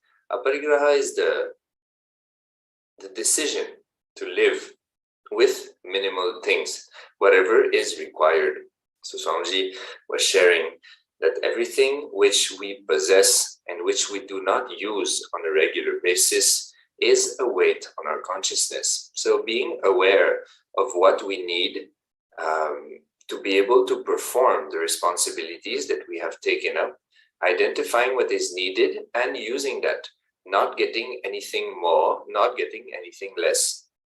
So it's a very powerful vow and lifestyle which helps you in various ways to remain active and to be very much aware of what you need. And so Swamiji was saying that when there is something which you possess for more and you do not use it for more than 6 months, Swamiji says that you should plan to donate it, to give it away or something, because if it is not used on a regular basis, if it is not something that you use for more than 6 months, then surely it is not. It is becoming a weight. It is becoming a weight in your life and on your consciousness, and it's very important to exist with a light consciousness. So here, as part of the limb of the Ashtanga Yoga, so Ashtanga Yoga is a yoga which talks about the 8 dimensions, 8 limbs. So one of those limbs is the vow and lifestyle of aparigraha. Yes, as beautifully mentioned by Ashutosh Maharaj, the importance of aparigraha, and it's very nicely described in the Living Enlightenment book also. In the context of, and Bhagavan explains these principles, you can be a billionaire and still be following aparigraha. How he explains that, like Bhagavan Sri Krishna, he did the entire thing, but he was never attached to those objects. He gave Sudama, his friend and his devotee, like this entire golden city, and but nothing touched his inner space. That non-possessiveness is very important, and Bhagavan explains in this and hundreds of discourses. And not only that, explaining the concepts of biomemory, muscle memory, all that Bhagavan is doing it from 2004, and through yoga, how to fix all these. And when he fixes our biomemory and muscle memory, you really experience the whole new world inside you. This whole experience, like when I attended, when he was saying, now I have this in Nithyanandoham in Phuket, he said, now the muscle memory will be all reprogrammed. And literally we were all thousands of people were experiencing that oneness, because the whole muscle memory was reformatted. And so these, not just talking about these profound truths, but giving that experience to the being, and those truths become you part of your biomemory, is the life goal of Bhagavan, and how to upgrade in conscious lifestyle. Because Bhagavan again and again yesterday, there's no otherwise. There's only one way of saving the humanity through this consciousness of and living consciously. Yeah.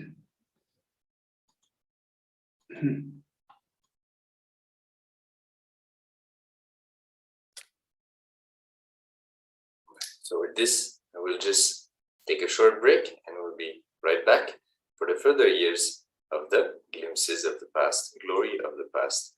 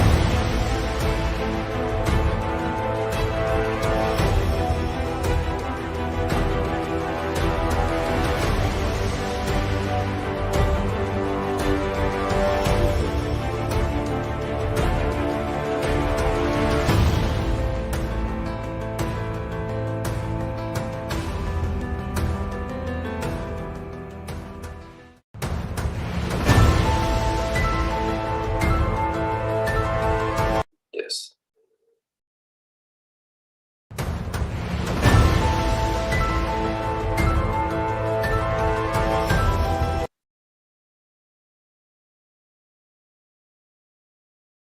Yes. So welcoming you back.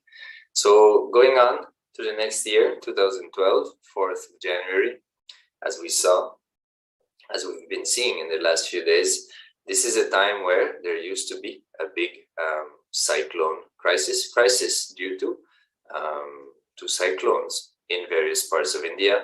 And Swamiji, the Supreme Pontiff of Hinduism, was personally helping the people during the crisis. So here we can see Swamiji used to travel with his devotees, disciples, and Kailasa vasis to various places in order to help people who were undergoing these crises. Crisis is because of the intense weather damaging their life and affecting their lives very badly, in this case in the form of cyclones. So we can see Swamiji traveling with his Kailasa vasis and whatever is required to set up kitchens where it was needed. So we can see in the picture on the top right, Swamiji and a devotee cooking in a huge pot, cooking a massive amount of food in order to give food freely to people. One of the big initiatives that Kailasa is taking to the world is the No Hungry Home project, which is a project where we give free food to people to help them in whatever situations they're facing. So here we can see the picture on the left, Swamiji giving food to people who come to him, as well as giving them blessings. So it's a very important project. Up to date, Sri Kailasa has offered more than 1 billion meals like that, free meals to people. So Swamiji quoted in the past that, enlightenment is the purpose of life, but it is extremely difficult, if not impossible, to transmit enlightenment if your stomach is constantly screaming. So food is a fundamental requirement for people to be settled in the body. And when they are settled, after that, we can transmit the higher sciences of life in order to manifest moksha. liberation in one's life. So here we can see a few pictures of those moments, Swamiji cooking and giving food to people undergoing crisis. One thing I would like to remind people, especially when these crisis situations like crisis of cyclone, again, Bhagavan reminding the devotees, reminding everyone to raise for humanity, explaining the fundamental principle, life is for others. And in these crisis situations also, putting yourself and going to these crisis sites and taking that humongous risk and opening these pandals, building these things with whatever minimal material, taking the food for thousands of people and cooking the food, Bhagavan himself cooking the food in that on the top right picture. And there were several, like, collectors and devotees and dignitaries who came to visit. And not only that, Bhagavan demonstrated to the Hindu charitable foundations and Hindu other things, other organizations, that Hindus need to unite. And because these crisis situations were looked as a way of converting people in massive quantity, and showed importance of how the Hindu organizations need to unite. And because he's an incarnation, he already was able to, in spite of the peak persecution happening, hundreds of attempts to murder, finish Bhagavan and his work and all his thing. In spite of all that, risking his life, Bhagavan went, His Divine Holiness, Supreme Pontiff of Hinduism, went to all these cyclone crisis, the natural disaster crisis. And yesterday again, Bhagavan again told the entire world in the 45th Avatara Dinotsava. He mentioned the importance of living a conscious life. Devi Parashakti has again and again repeatedly said that people need to change to the conscious lifestyle. And the media, especially the Dravid gang and the media, which basically just make opinions and finish off, how much negativity they are creating, and how that results into these crises of cyclone and the pandemic and all these things. The negative mental setup is a big concern, and how Bhagavan himself demonstrating the world, even though he has nothing to, but he has come to save the planet Earth, save the mental setup, and how to live blissfully in oneness with the whole ecology and environment. So next slide. So this is 4th January 2013.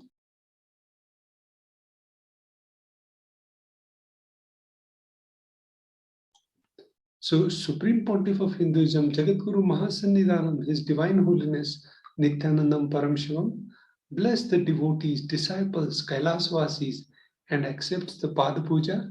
You can see the Pada Puja offering happening, and he is receiving the Pada Puja.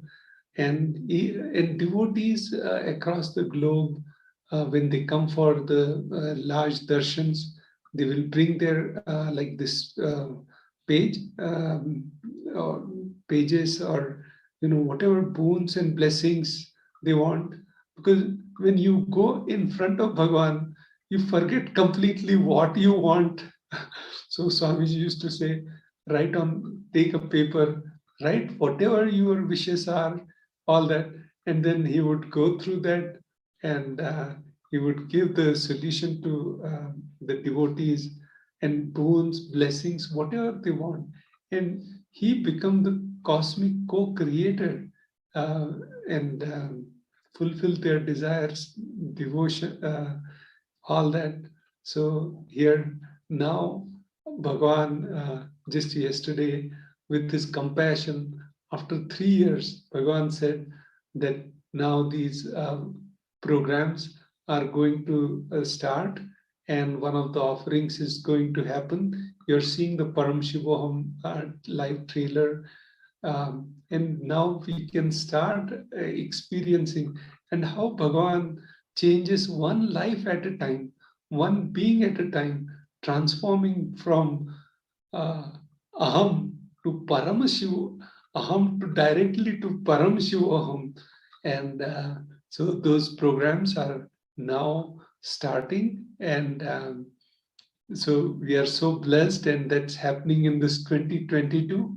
And Bhagavan, with his compassion now, is going to start the Paramashivoham program.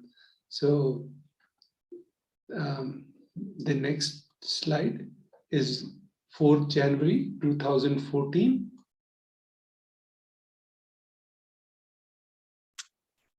So on the 4th January 2014, the Supreme Pontiff of Hinduism explains the importance of knowing who we are, and additionally, knowing the people with whom we associate. Our fate is decided by this group of people, our Sangha. We must be careful of our choices. We should never associate with self-doubt, self-hatred, self-denial. Just one wrong association can crush and destroy all the good qualities you carry. So in 2014, Swamiji is revealing about the SDHT, self-doubt, self-hatred, self-denial, and how it is extremely important to decide to be surrounded by the right people, having the Satsanga, the people around you, the group around you, which helps you to move towards the ultimate, to move towards the truth, and not a group of people which reinforce the life negative patterns that you would have cherished since the beginning of this life.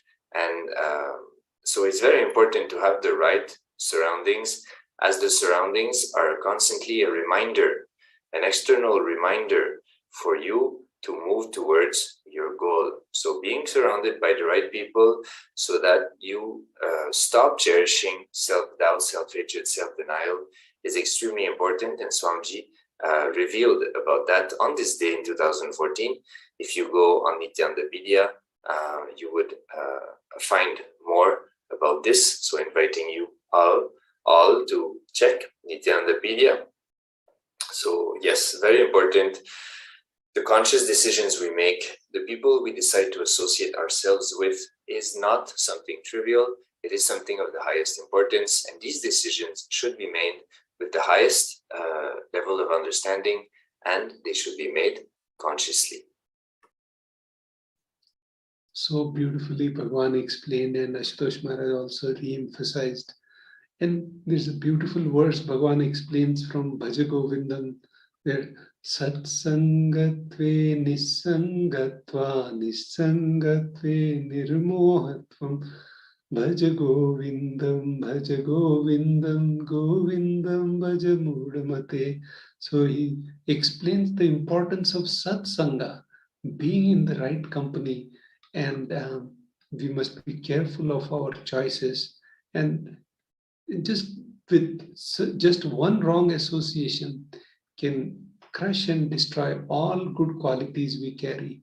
So beautifully Bhagavan explained, and tirelessly Bhagavan is building the Kailasa ecosystems across the globe. And yesterday Bhagavan, in his 45th Avatara Dinotsava, you can go and hear that how tirelessly he is building the Kailasa ecosystems and the nations across. As he explained. Okay, so 4th January.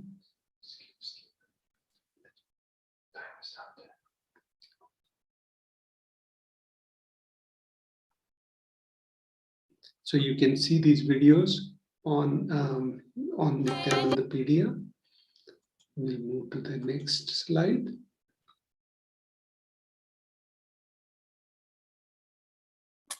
So here, 2017, the Supreme Pontiff of Hinduism, Jagat Guru Mahasanidanam, His Divine Holiness, Bhagwan Nithyananda Paramashivam, expounded on the cosmic principles of the length dimension during the everyday life public talk, the Nithyananda Satsang.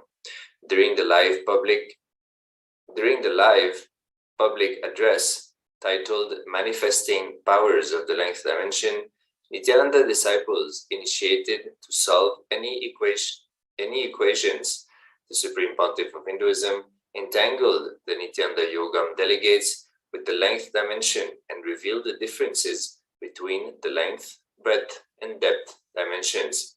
He revealed that when people bring food, he does not enjoy the taste of the food, but the attribute and the love with which the food is brought. The Supreme Pontiff of Hinduism explained that a man who is length-based will enjoy only the dimensions of the person who is dancing, or the dress, or the movements. However, if someone is based on the breadth dimension, they will enjoy the emotions expressed, the attitude shown, the bhava, the art of it.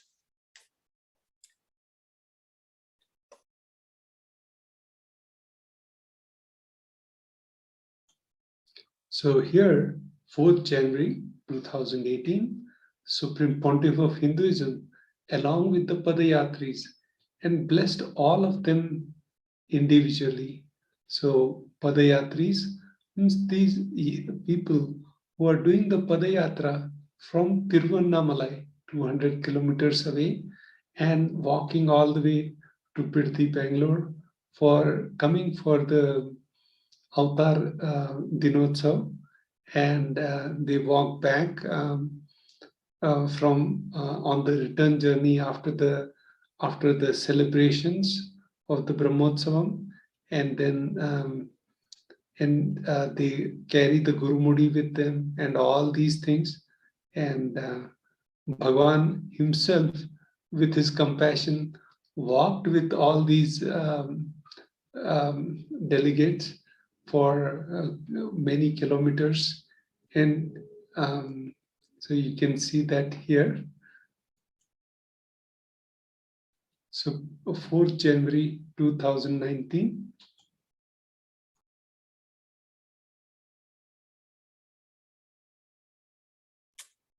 So in 2019, we will see a short video. The Supreme Pontiff of Hinduism blessed everyone in the Munishwara Darshan. So Munishwara, an incarnation of Paramashiva, a ferocious incarnation of Paramashiva, which helps us to break the life negative patterns and establish ourselves in the highest levels of consciousness. So let's have a quick glimpse of the Munishwara Darshan that the Supreme Pontiff of Hinduism gave in 2019.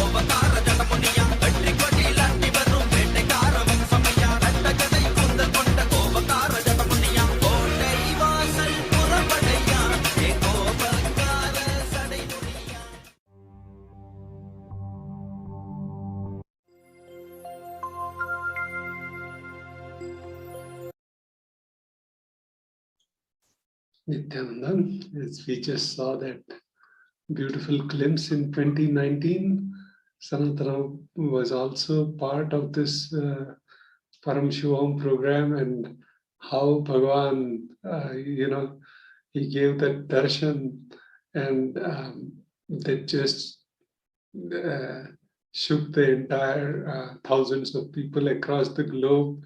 And now with the new camera technologies, new 3D videos, and all these things coming out in the world after the corona pandemic and all that, now I can't imagine how the Paramashivoham level 3 will be after the deep tapas Bhagavan is going through, and so eagerly to reveal all this.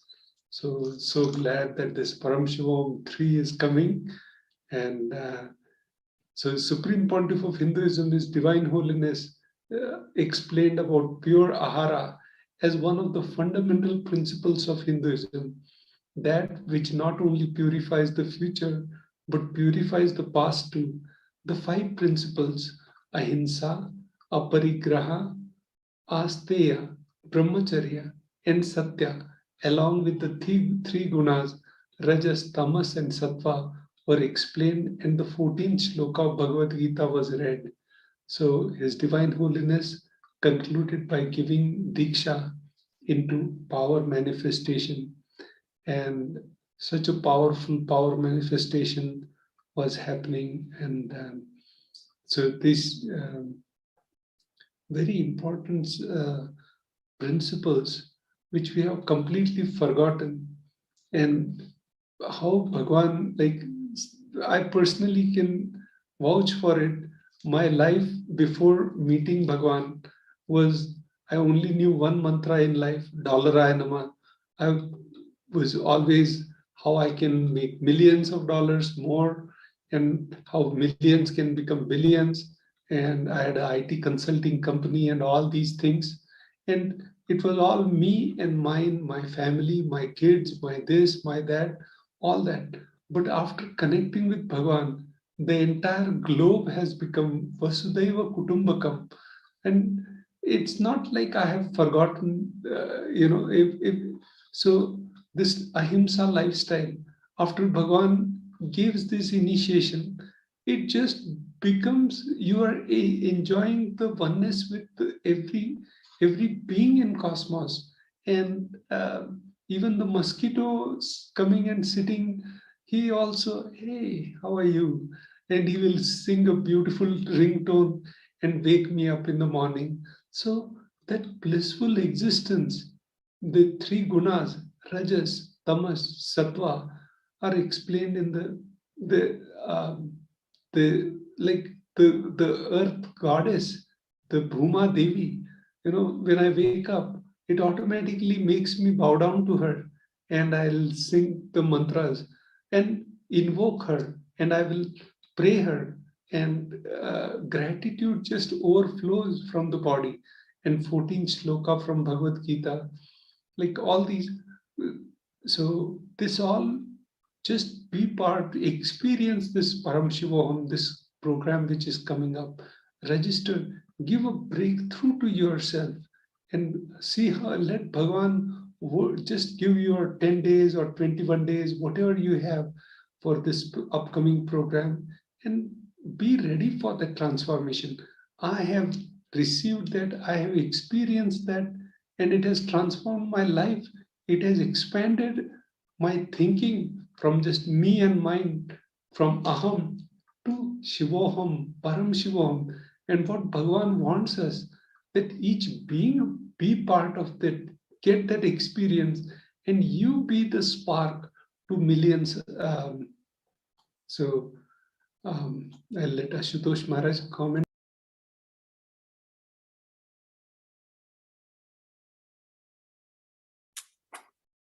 So yes, one thing that I can add regarding this is that these 5 principles, which is ahimsa, parigraha, asteya, brahmacharya, and satya, are fundamental vows and principles in Hinduism, in Sanatana Hindu Dharma, for our dharmic living. So Swamiji, even yesterday during the Satsang, the public address of the 45th Avatara Dinotsava, the celebrations of the 45th anniversary of the Supreme Pontiff of Hinduism, Swamiji put the emphasis on the importance, realizing what we have done to ourselves and to the world in which we live, to the world which is our home, and shifting out of it towards living a dharmic lifestyle, a dharmic-based lifestyle. So these 5 principles are extremely important. Non-violence, ahimsa is non-violence, aparigraha, living with minimal things, like we spoke about a little bit earlier, asteya, non-stealing, brahmacharya, living like God, and satya, telling the truth. So these vows are extremely important for us to come back to a dharmic lifestyle. And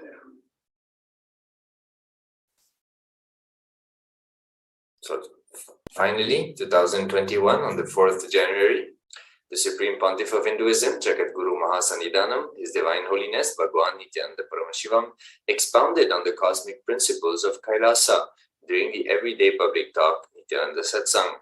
In this talk, entitled Kailasa's Purpose is to Awaken People to the Greater Science of Hinduism, the Supreme Pontiff of Hinduism shared that the purpose of reviving Kailasa is to implement consciousness-based life and to awaken people to Hinduism as the greater science of life, consciousness, the universe, and cosmos.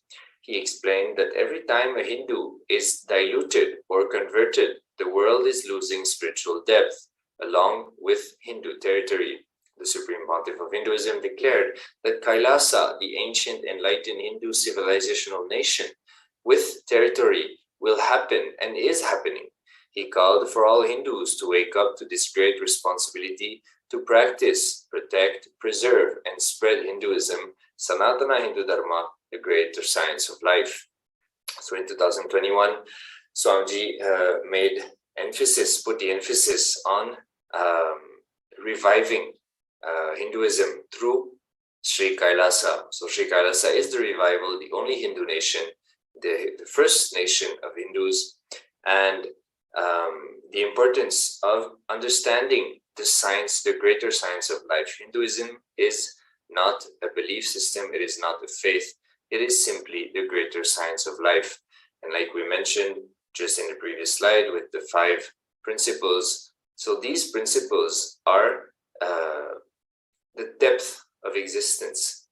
When we live these principles, we experience the depth. That is why Swamiji here is sharing that every time we lose a Hindu, the world loses spiritual depth. So it is very important to understand this greater science of life and to implement it in our life and share it with people around us so that we can raise our consciousness, others' consciousness, and we can manifest a lifestyle which is more blissful and more in tune with the world around us.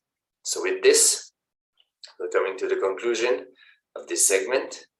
Let us now be ready to receive the Darshan of Devi Parashakti, the Supreme Pontiff of Hinduism, Jagadguru Mahasannidhanam, His Divine Holiness, Bhagwan Nithyananda Paramashivam, Sit, close your eyes, sit with your neck, spine in a straight line.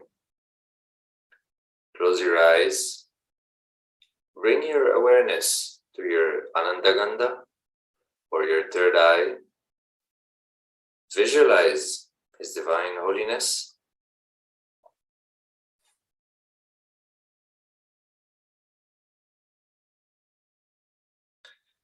Breathe in deeply, inhale deeply, slowly.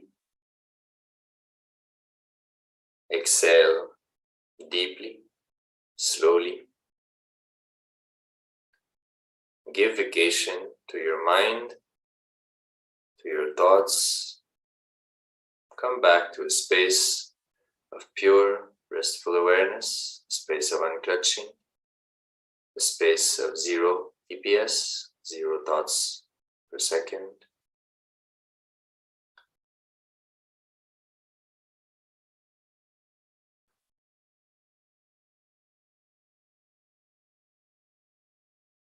Inhale,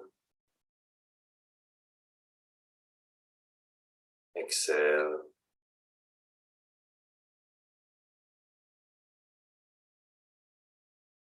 inhale, exhale.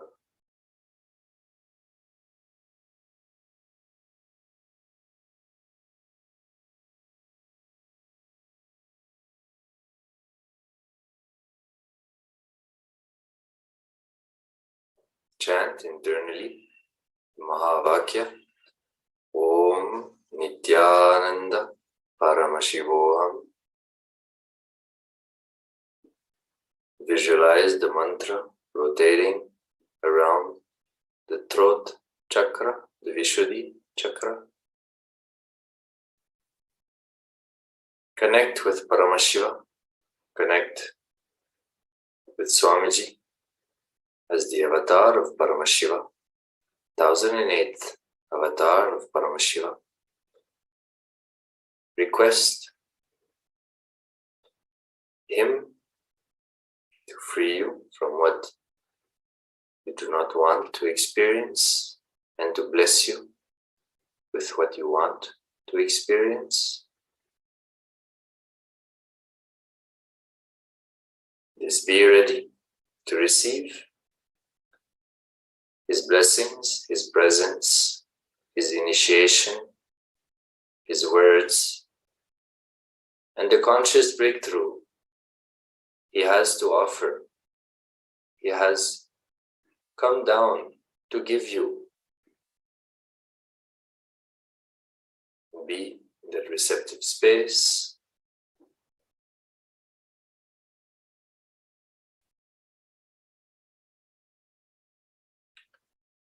So slowly, you can open your eyes.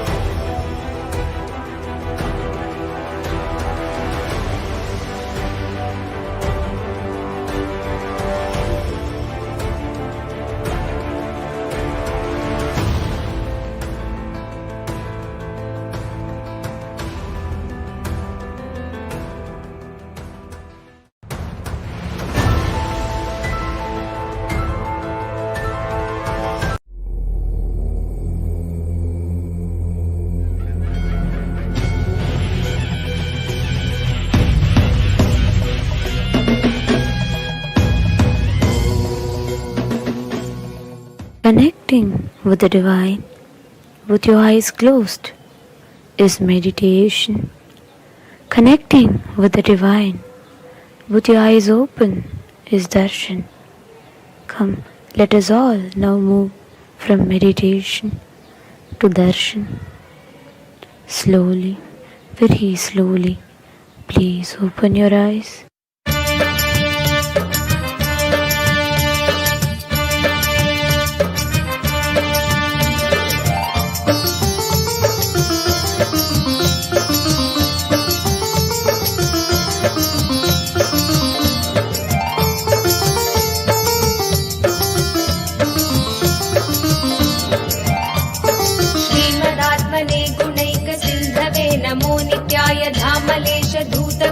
बंधवे नमो नित्याय नाम सोषितान मध्वबांधवे नमो नित्याय पामरेतर प्रधान बंधवे नमो नित्याय कालभीत विप्रबाल पालते नमो नित्याय शूल भिन्न दुष्ट दक्ष पालते नमो नित्याय मूल कारणाय दयाल वालते नमो नित्याय इष्टवस्तु मुख्य दान हेतवे नमो नित्याय दुष्ट दैत्य वंश धूमकेतवे नमो नित्याय सृष्टि रक्षणाय धर्म सेतवे नमो नित्याय अष्टमूर्तये वृषेन्द्र केतवे नमो नित्याय आपदत्रिभेदडङ्क हस्तते नमो नित्याय पापहारि दिव्य सिन्धु मस्तते नमो नित्याय पापधारिणे लसन्न मस्तते नमो नित्याय शापदोष खण्डन प्रशस्तते नमो नित्याय नित्या हरे नित्यानन्दा हरे नित्यानन्दा नित्या हरे नित्यानन्दा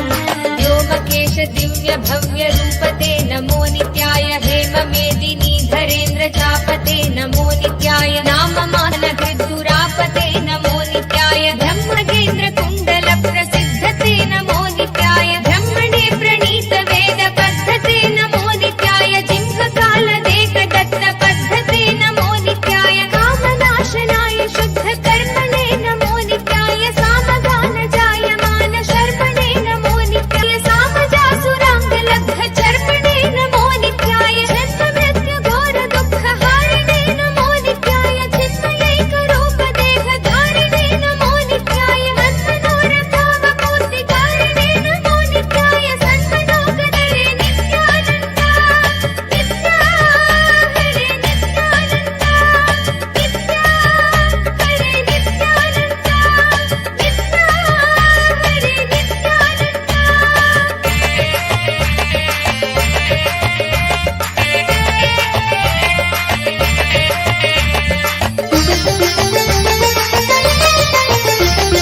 यक्षराज बन्धवे दयालवे नमो नित्याय दक्षपाणि शोभिकाञ्चनालवे नमो नित्याय पक्षिराज वागहृच्छयालवे नमो नित्याय अक्षिपाल वेद भूततालवे नमो नित्याय दक्षहस्तनिष्ठ जात वेदसे नमो नित्याय अक्षरात्मने नमाध्वडौजसे नमो नित्याय दीक्षित प्रकाशितात्म तेजसे नमो नित्याय अक्षराज वाहते सताङ्गते नमो नित्याय राजदाचलेन्द्र सानुवासिने नमो नित्याय राजमान नित्य मन्दहासिने नमो नित्याय राजगौरकाव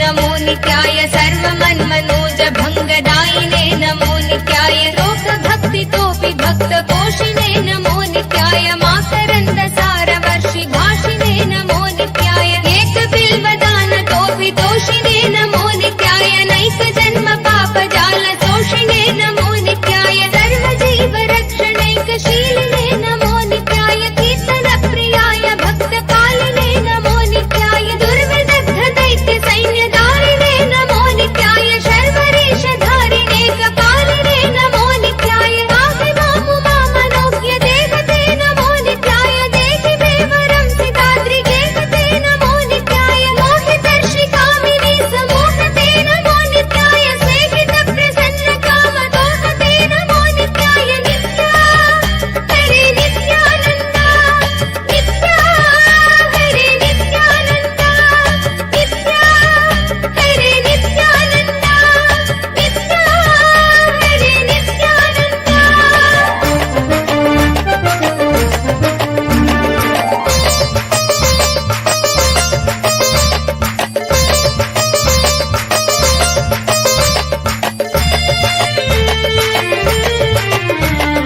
मङ्गलप्रदाय गोतुरङ्गते नमो नित्याय गङ्गया तरङ्गितोत्तमाङ्गते नमो नित्याय सङ्गरप्रवृत्तवैरिभङ्गते नमो नित्याय अङ्गजारये करे पुरङ्गते नमो नित्याय ईहितक्षणप्रदान हेतवे नमो नित्याय आहिताग्निपालकोक्षकेतवे नमो नित्याय देहि कान्तिधूतरौप्य धातवे नमो नित्याय गेहदुःखपुञ्ज धूमकेतवे नमो नित्याय रक्षदीन सत्कृपा कटाक्षते नमो नित्याय दक्ष सप्तदन्तुनाश दक्षते नमो नित्याय रूक्षराजभानुकावकाक्षते नमो नित्याय रक्ष मां प्रपन्नमात्र रक्षते नमो नित्याय व्यङ्कुपाणये शिवङ्कराय ते नमो नित्याय सङ्कटाधितीर्न किङ्कराय ते नमो नित्याय अङ्कभीषिता भयङ्कराय ते नमो नित्याय पङ्कजाननाय शङ्कराय ते नमो नित्याय नित्या हरे नित्यानन्द नित्या हरे नित्यानन्द नित्या हरे नित्यानन्द नित्या हरे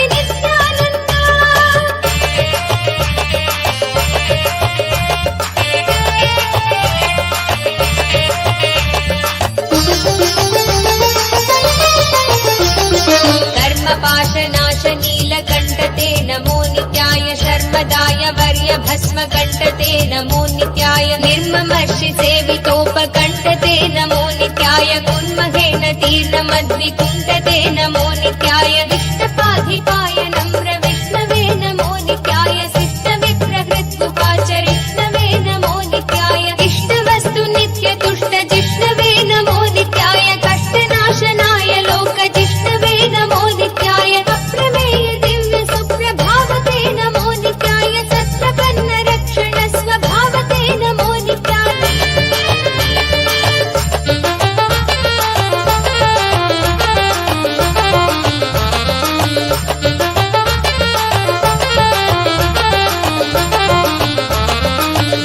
मुक्ति दिव्य भोगदायिने नमो नित्याय शक्ति कल्पित प्रपंच भागिने नमो नित्याय भक्त संकटापहार योगिने नमो नित्याय युक्त सन्मनः सरोज योगिने नमो नित्याय अंतकांतकाय पापहारिणे नमो नित्याय शन्तमाय दन्ति चर्मधारिणे नमो नित्याय संतताश्रितं यथा विदारिणे नमो नित्याय जन्तुजात नित्य सौख्यकारिणे नमो नित्याय शूलिने नमो नमः कपालिने नमो नित्याय पालिने विरिञ्चि मुण्डमालिने नमो नित्याय लीलिने विशेषरुण्डमालिने नमो नित्याय शीलिने नमः प्रपुण्यशालिने नमो नित्याय मुक्ति दिव्य भो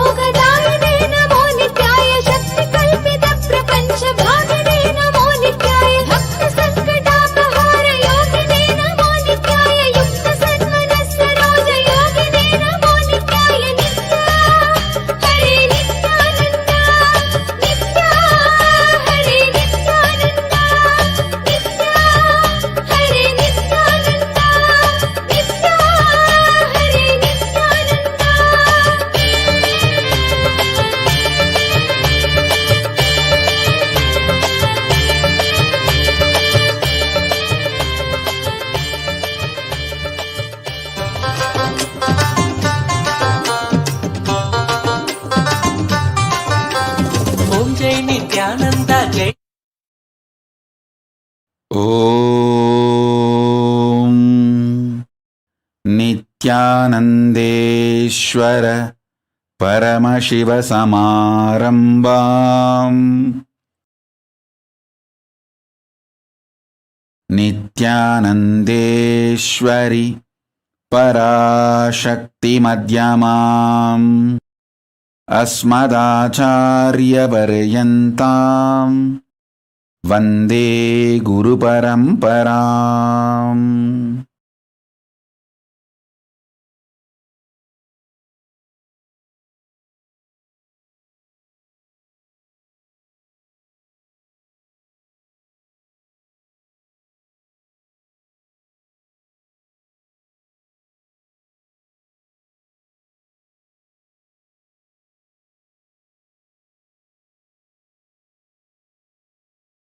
I welcome all of you with my love and respects.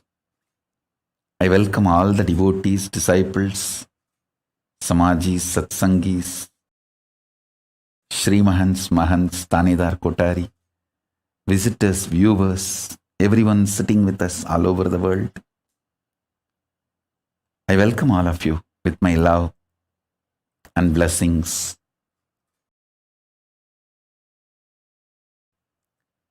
Paramashiva's message directly from Kailasa. Listen intensely. Divya Sarira, the body, indestructible,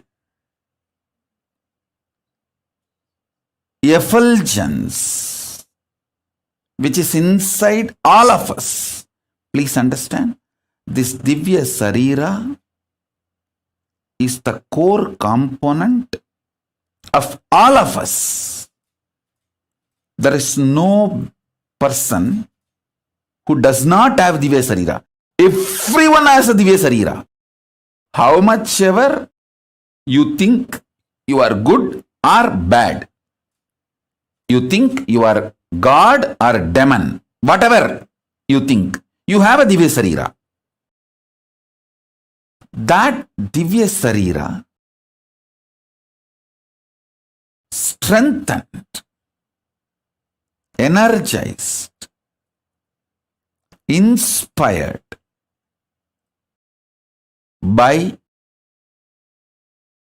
sattvic food to the body, sattvic food to the mind, sattvic food to the consciousness. Enjoy these three in your life continuously. Don't worry about what should be negated. See, focusing on what need to be negated makes you very depressed, even feeling deprived.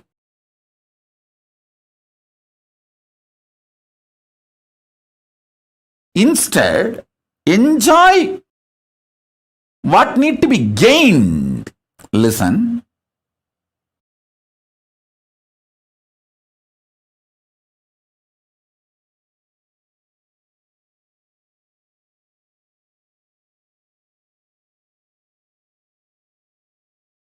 I have always seen in this 40 years of my Chaturmasya, please understand, it has become almost 40 years now, coming Chaturmasya. This Guru Purnima is my 40th Chaturmasya. In my 40 years of Chaturmasya, Chaturmasya is the 4-month vow. Chaturmasya means in Sanskrit, the exact meaning is 4-month. That 4-month vow, sannyasis take to replenish themselves, rejuvenate themselves with this sattvic energy, feeding the body with intense sattvic food feeding the mind with intense sattvic food. Mind has a beautiful sattvic food. Feeding the consciousness with intense sattvic energy.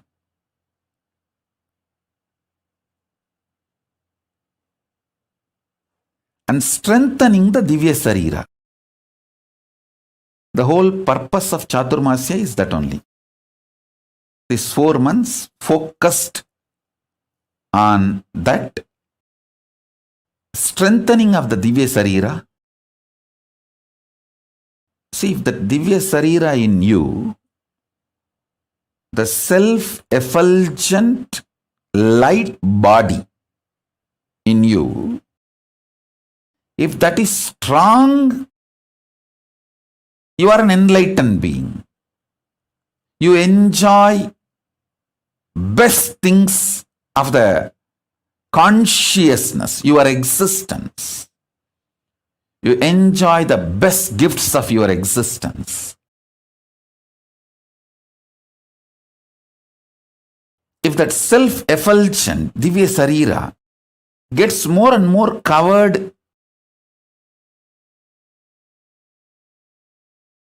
you get deluded, suffer with the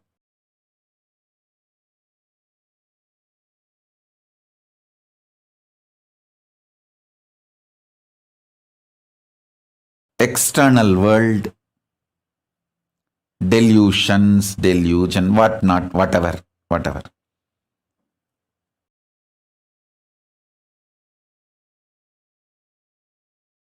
Now I don't want to get into the negative side description. If you miss strengthening Divya Sarira, what happens? I don't want to waste time on that.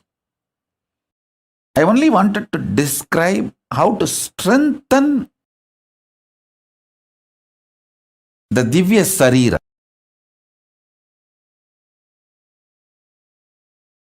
Self-effulgent,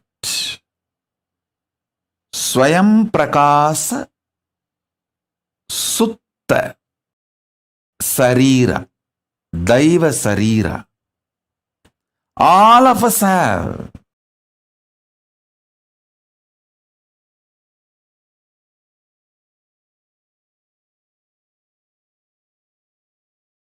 The methodologies to strengthen the Divya Sarira and manifest powers of Paramashiva, the state of Paramashiva, space of Paramashiva, and powers of Paramashiva.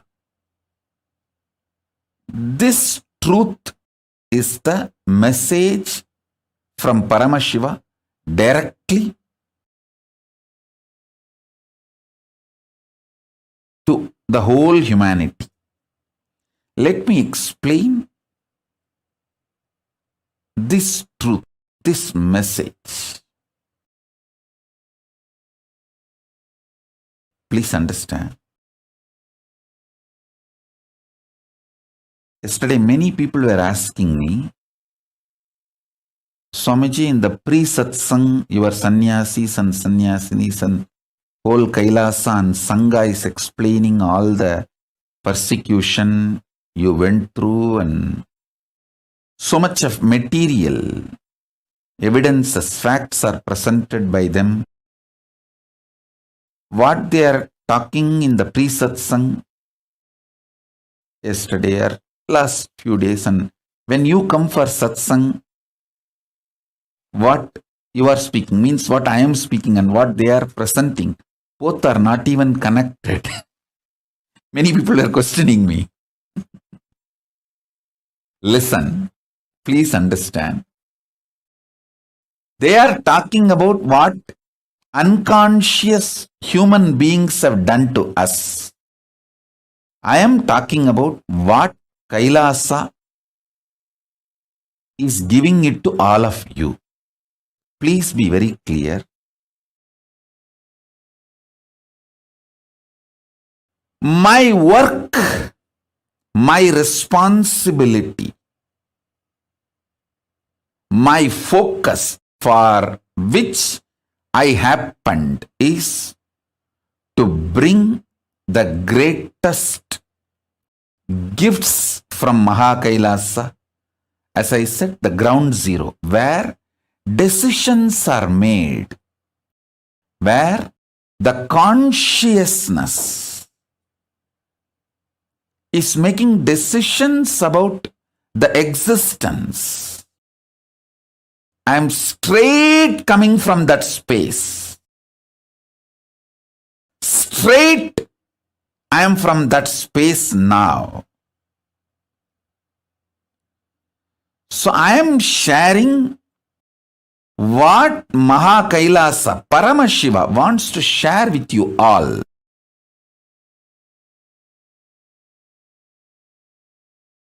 I am going to give what I need to give it to the world.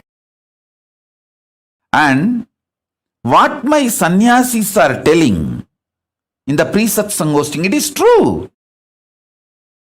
I have been attacked. My sannyasis have been attacked. My sangha has been attacked. It is true. They are telling what the unconscious humanity has given to us. See, I wanted to share 3 things with you all. First, what I need to give to the humanity. Gifts from Kailasa. The science of enlightenment, the science of power manifestation, the science of becoming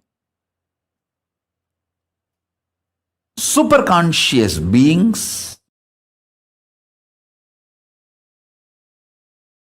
This is the essence of why life happened on planet Earth.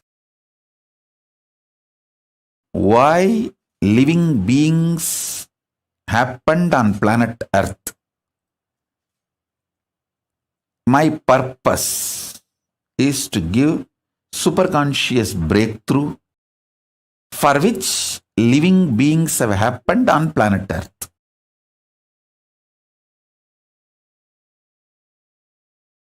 So all the gifts, I have so much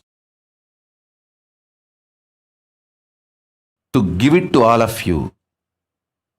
And I tell you, this Aushadha science, the thoughts can be used to program plants, herbs. I have already proved this not only through me, through my Gurukul Balasans. My Balasans can talk to any rose plant for 10 days without touching the rose plant, make that rose plant drop all their thorns, not one. Hundreds of rose plants under CCTV camera. All my kids do is they go and sit and talk to those plants, relate with those plants, give them the love, feeling secured, energy and consciousness. Those plants just drop the thorns. I have proved this science multiple times, thousands of times, through many of my balasans, in many of my ashrams, and still I can prove, I can demonstrate even now. So this is the science. And now I want to tell you the next level. Any disease, the cure needed for the disease is a conscious energy which need to be inserted into your body, can be programmed into any herb, and that herb can be given to you, you will be healed. It's a science. It's a greater science. This science is called Aushadhi. This is the core science of materia medica of Hindu medicine. Understand? I have learnt this Aushadhi science from my three gurus. My gurus, three of them are masters of this Aushadhi science. Isakki Swami and Kuppammal. I always considered both of them as together, one being, because actually one being used both the bodies. I know for sure. Only one person used both the bodies.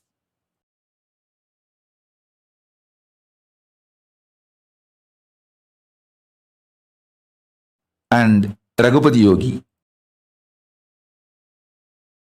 We even have a beautiful photograph of Raghupati Yogi personally applying an Aushadha on one of his disciple. The disciple, I think, is from outside India, abroad. He had some paralytic attack. Just only in 3 days, my Guru has healed him completely with Aushadha and Narayana Swami Tata. These three masters of this Aushadha science gave me this knowledge. Of course, ultimately, Arunagiri Yogeshwara Paramashiva himself showered the whole experience and expertise. Listen.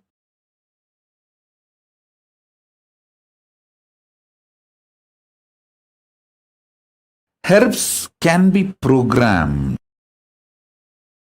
Plants can be programmed. Consciously programmed. This is the Hindu materia medica science. If somebody, it is 100 times more than getting any MBBS, MD or anything. Unfortunately, Hindus neither understood nor recognized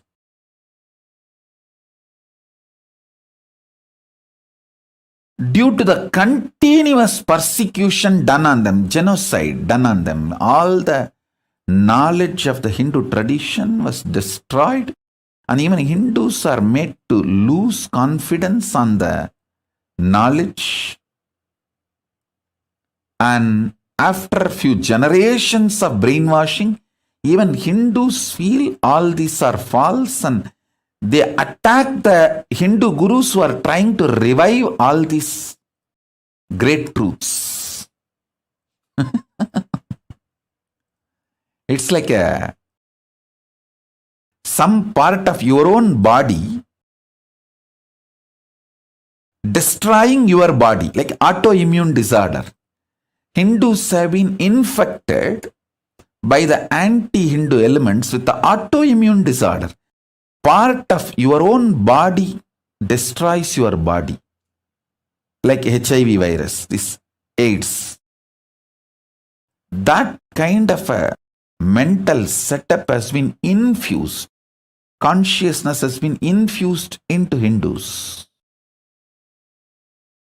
And unfortunately, due to this hundreds of years of persecution and making sure all this knowledge not available to common Hindus,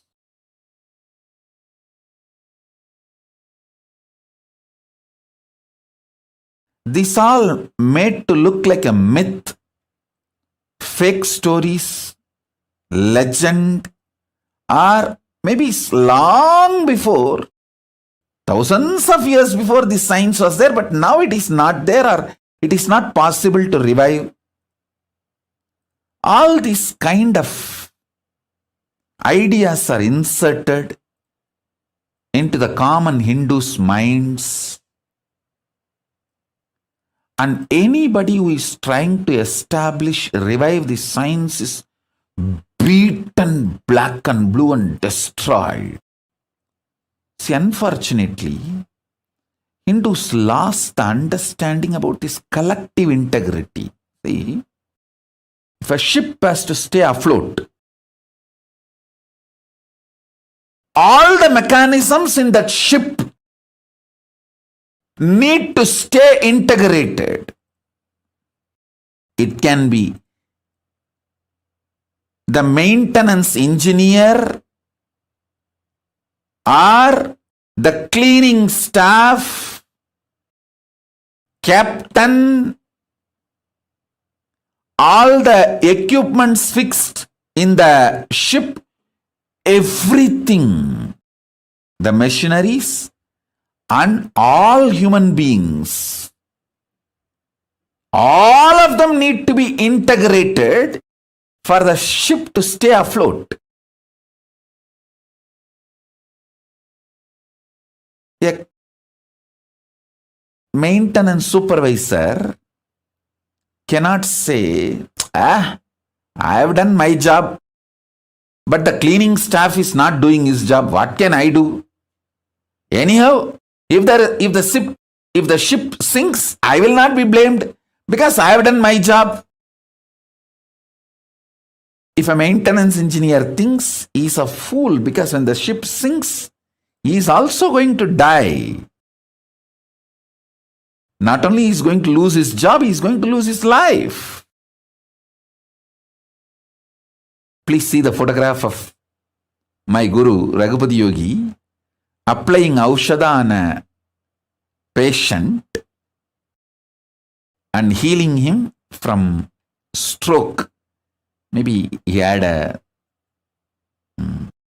stroke and some problem in his spine. So Raghupati Yogi applied the Aushadha and healed him completely.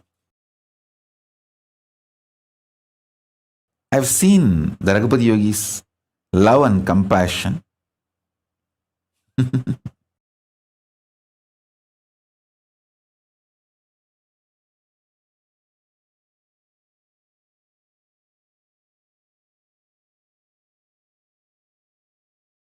Now listen, let me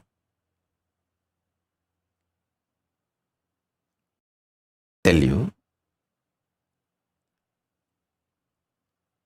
For the ship to stay afloat and reach the place where it need to reach,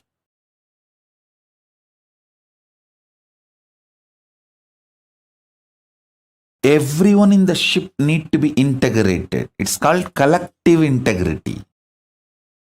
A maintenance engineer cannot think, oh, I have done my job, but the fuel manager is not doing his job, or the cleaning person is not doing his job. So if the ship sinks, I will not be blamed. I will not be questioned. I am safe. Let whatever happens to others, or whatever others do or don't do, what is there for me. That level of integrity will not work for the ship to stay afloat. This is exactly done by the Hindus. In the modern day, everyone says, oh, I have tried my best. I have done my best. But others are not doing. What can I do? I have seen this as a typical mold. Same narrative. Whether it comes to reclaiming the political legitimacy of the Hindus, or reclaiming their temples, or reclaiming their organizations and religious freedom, or any guru's organizations running. Please understand, any problem Hindus are facing, still being the slave. Please be very clear. Any Hindu not living under the Hindu constitution is a slave. This is a definition. How the Muslims are very clear. If you are not living under the Islamic law, Islamic constitution, you are a slave.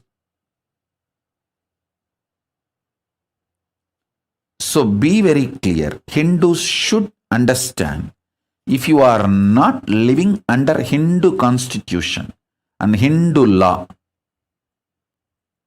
if you are not living somewhere, please listen. Let me put it very clearly. If you are living in a place where Veda Agamas are the constitution and Manusmriti is the jurisprudence, you can freely declare, you can openly declare, you are a free Hindu. You are a Hindu with freedom to practice Hinduism. Anyone living anywhere where the Veda Agamas are not constitution and Manusmriti is not jurisprudence, you are a slave. At least realize it. Wake up to the truth, reality. What you should do, all that I don't know. I'll at least tell the truth. At least wake up to the truth. Be very clear about it. So whether you ask the Hindus, why are you living a slavery life? Why you don't have a religious freedom? Why your temples are not under you, it's under the government? Why your temple wealth is not used for running gurukuls, the Hindu schools? Why your temple wealth is not being used to develop and spread Hindu medicines? The most funny thing, many of the so-called Hindu ashrams and Hindu organizations run Christian medical institutions. They are not realizing we have a great Hindu medical science. Because the Hindu medical science is neither given legal legitimacy nor given social legitimacy. It's always under constant threat. Even though the Hindu medicinal system is its depth and breadth, everything is far more than any other medical system in the world.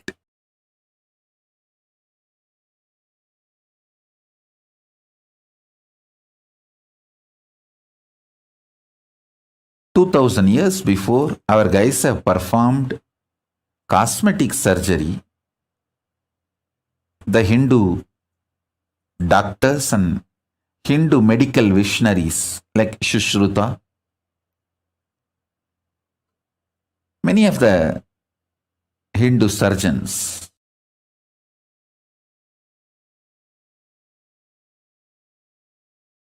if we have developed our science and retained what we developed, today the Hindu medicine would have been the most powerful, and Hindu medicine is always about the healing and cure. It has nothing to do with monetizing. See, the Hindu medicine is kept in pure form without economical agendas and political agendas. By being kept with the Brahmanas, neither the economical agendas of the Vaishyas can interfere, nor the political agendas of the Kshatriyas can interfere with the Hindu medicinal system. The whole knowledge was vested with the Brahmanas. And please, all of you understand, when I talk about the Varna, it is based on the quality of a person, not by birth.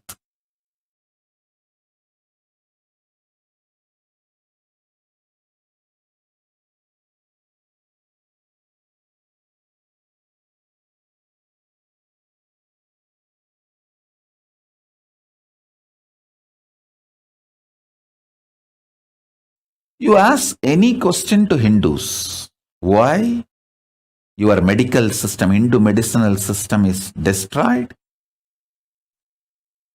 Why You guys are not having any respect for the greatest and oldest jurisprudence, the Hindu law Manusmriti.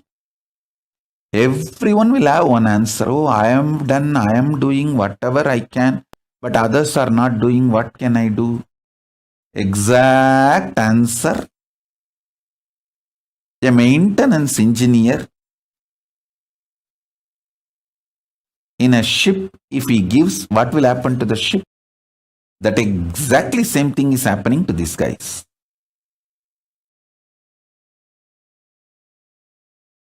We need Hindus to start thinking with a collective integrity. Not only I will do my job as maintenance engineer, I will make sure the fuel manager does his job as fuel manager. And cleaning person does his job as a cleaning person. We need that kind of an ecosystem for Hinduism to be revived. I decided very clearly that can be done only in a place where we have political legitimacy and political sovereignty. With the grace of Paramashiva, I got a place. Maybe small, but I got a place with a political legitimacy and political sovereignty for Hinduism. Hindu nation, Kailasa. Only in this place, this collective integrity ecosystem can be built. A maintenance engineer spends 60% of his working time for his job and the other 40% to integrate with other teams and make sure the other teams are also in integrity so the ship stays afloat. And I tell you,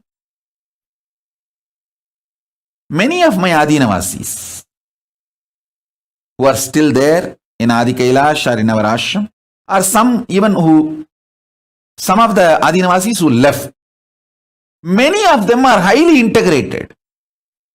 Unfortunately, they are not trained in this vision, science of collective integrity. See, many of them are very highly integrated. They say, I have done my job. I am very integrated. Swamiji knows. What can I do if others are not doing? That is not going to bring the result. If a maintenance engineer, even if he is highly integrated and he doesn't care about the fuel manager properly adding fuel to the ship engines, the ship is going to sink. And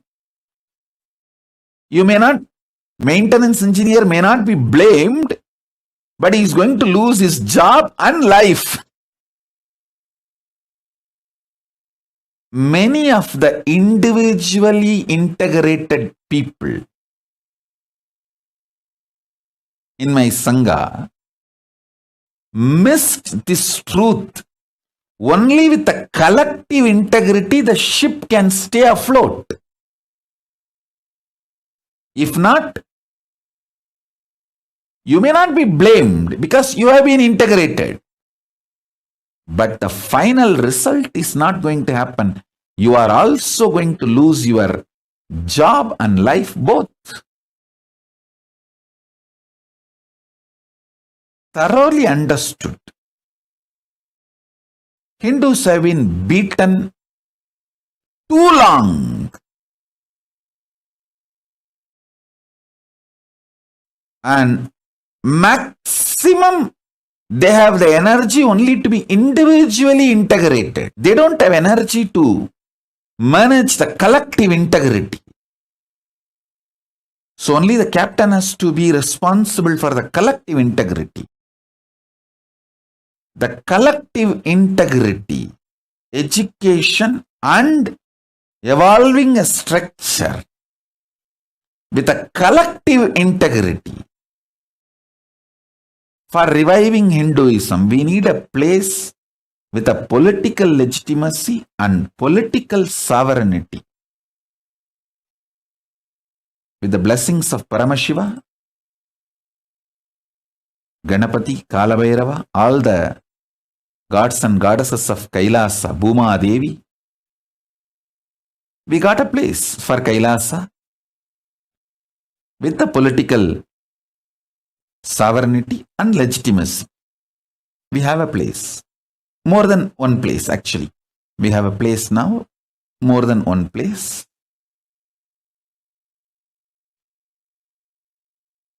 I tell you,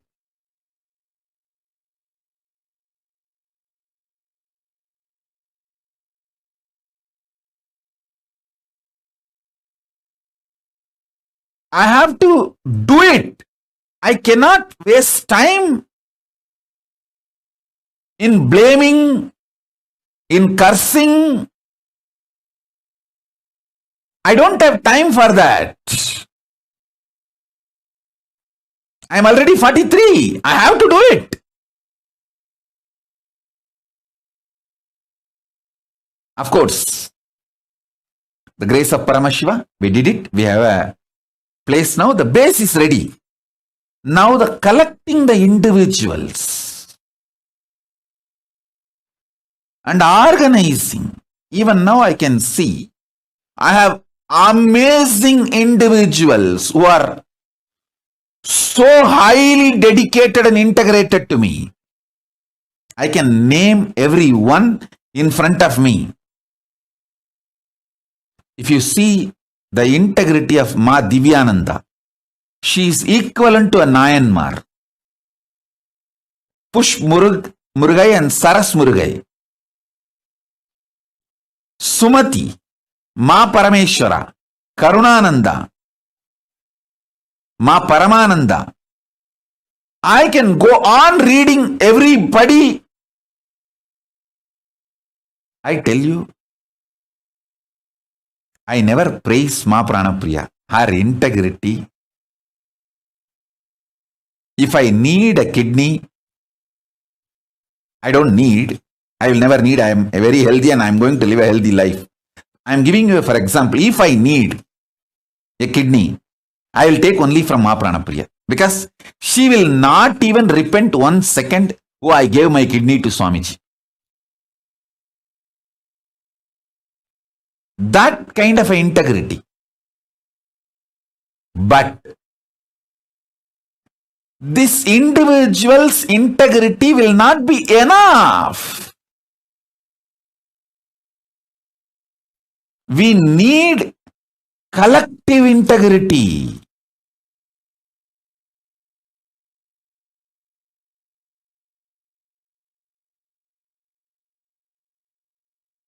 There are so many people who gave their life to me, not just their wealth. They will even give a body organ to me if I need. If I need a kidney, I don't know how many people will apply to donate. If I need an eye, I don't know how many people will apply to donate.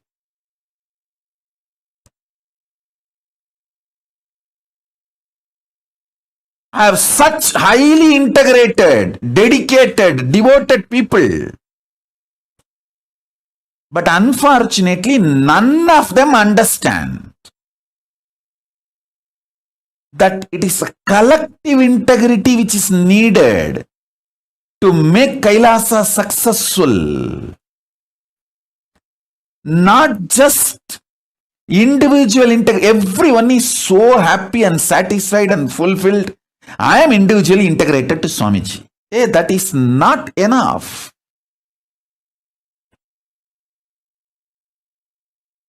I am telling you, na.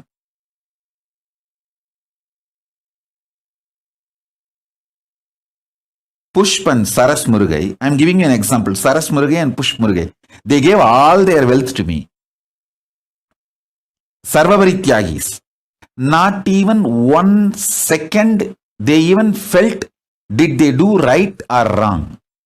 They know for sure giving everything to Swamiji is the ultimate right best thing.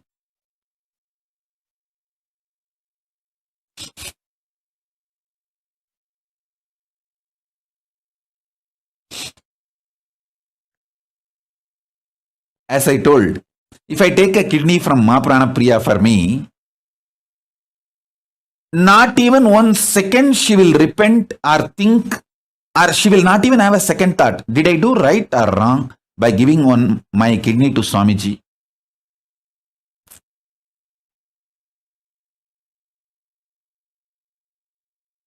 Never ever she will have a second thought. I have such highly integrated people. You see, these few names I uttered because they are in front of my eyes.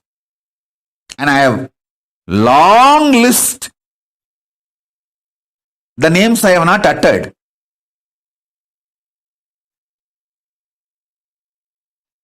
But unfortunately, none of them understand just the individual integrity is not enough for the ship to stay afloat.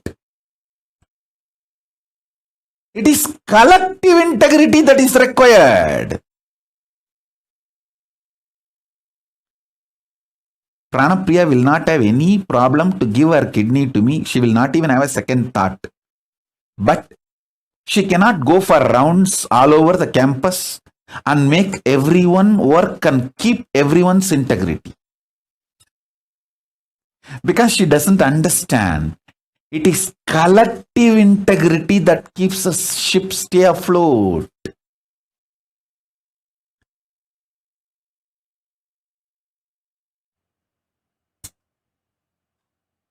Same way Saras Murugai. She will work 24/7 for me. But she cannot ask the other people in the team to work.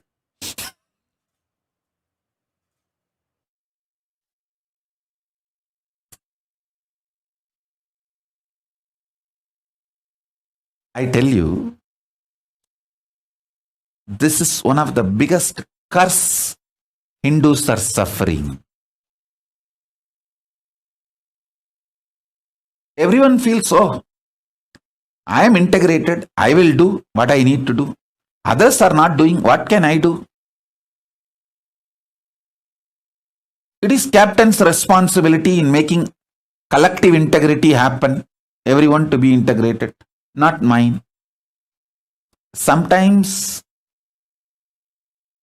people in the ship, one side maintenance team enjoys the other side maintenance team failing, thinking, oh, see how we are victorious now, they are failing, and that side of the ship, such big holes are happening. Hey, if the water comes in and the ship sinks, all of you are going to die. Why don't you understand?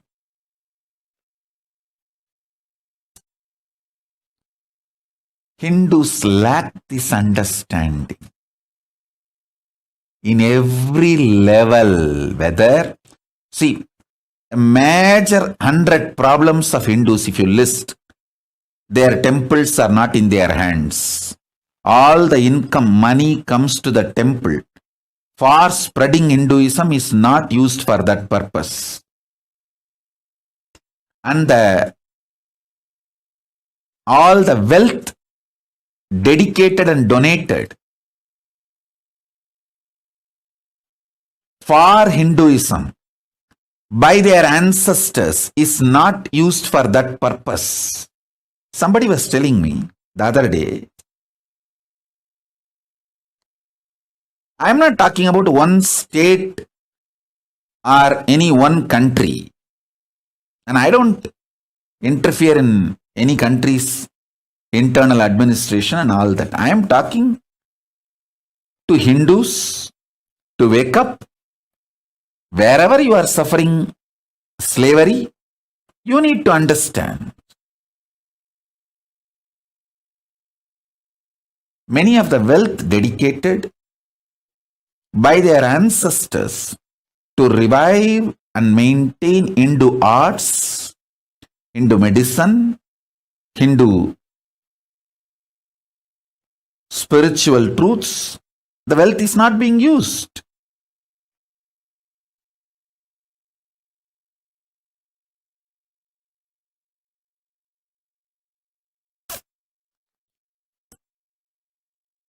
Whether it's a political slavery or the persecution Hindus suffering or not having the religious freedom to own their religious worship places in their control, not having the freedom to practice their religion as they want, as the agamas, their religious scriptures describe, not able to maintain and hold their religious organizations or religious wealth under them.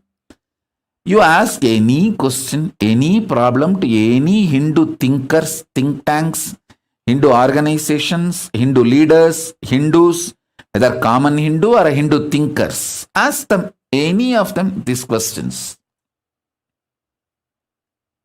Why the Hindu gurus are being attacked left, right, center through the hate speech, and systematically the Hindu organizations are pulled down, collapsed, and why Hindus are keeping quiet without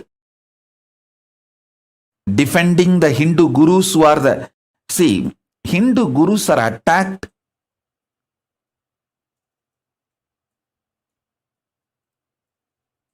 to destroy Hinduism. Please understand, the anti-Hindu elements, their goal, their aim is Hinduism. Because the Hindu gurus are defending Hinduism and promoting Hinduism, they are being attacked. And Hindus are not waking up to this truth. You ask any of these questions, this top 100 questions, top 100 problems. You list top 100 problems of the Hindus. Getting bullied in the cyberspace. So much of cyber bullying. All the major social media organizations are anti-Hindu, racist. So much cyberbullying, racist attacks on Hindus. They don't have their temples under their control. Their gurus are being attacked left, right, center. Every day one guru is pulled down with false accusations, false cases, lawfare, hate speech, very systematically. List all these 100 problems and ask these questions. Everyone will say, oh, I am doing whatever I can. But others are not doing. What can we do? We need Hindu leaders who understand collective integrity truth. It is collective integrity which is going to keep the ship stay afloat.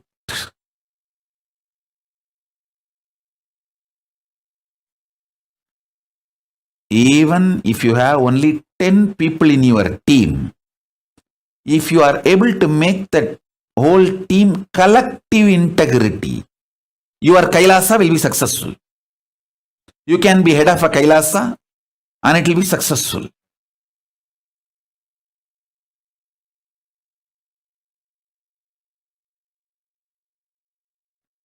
I tell you,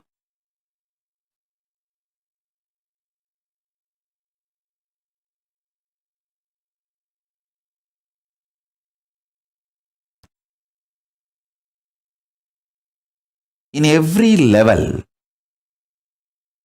I have to do my responsibility.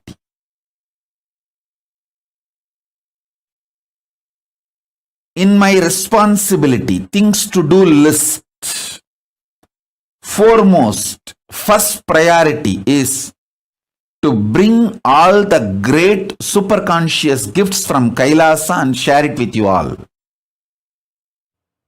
That's my first priority. As I told,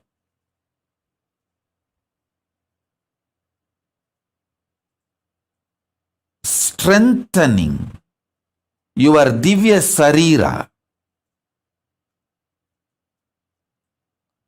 with the right methodologies, making your body sattvic through yoga, right aushadha, and sattvic food, making your mind sattvic and powerful through completion, unclutching, nirvikalpa samadhi, making your consciousness powerful by that sattvic Paramashivananda, introducing literally the existence, conscious existence of Paramashiva. You just know Paramashiva is alive and he is in me.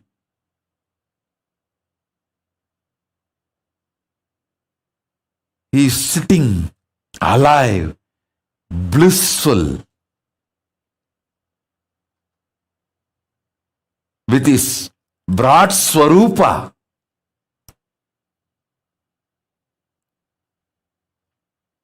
Paramashiva Paramburul, knowing he is alive in you.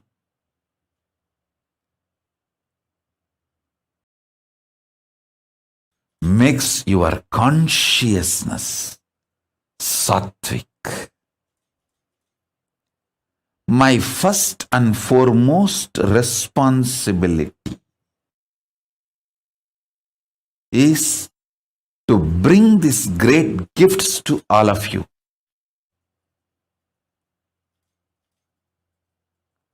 And to bring these gifts to all of you and share it with all of you, making all of you enlightened and enjoy. This is my first and foremost responsibility, and this is my first priority. My second priority, second work is making all my Sangha, people who have given their life to me, making them understand the great truth of collective integrity. As I told,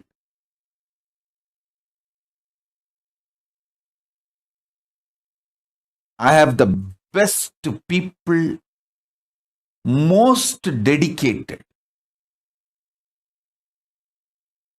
One of the most sweetest message I received in last few days is Akhil Kodali sending me message, Swamiji, please come to Satsang. I miss you too much.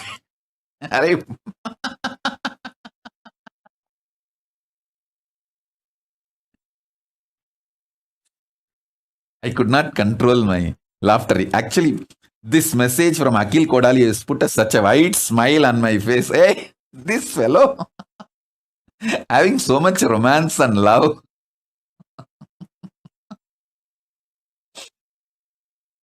I tell you, I have best people around me.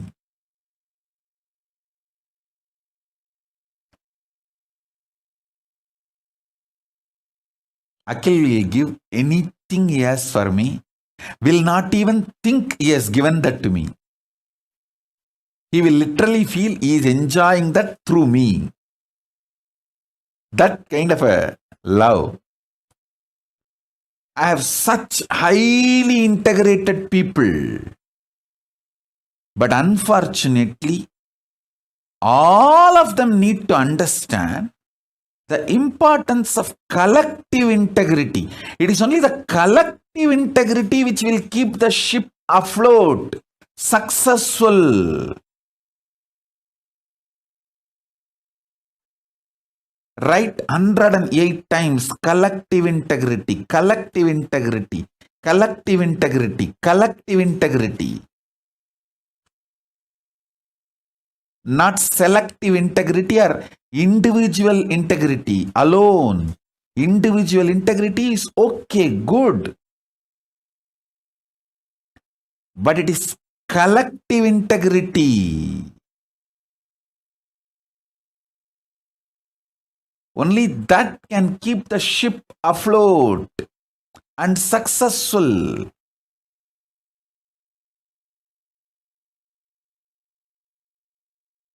My second responsibility is making my Sangha, Kailasa, all the people who gave their life to me,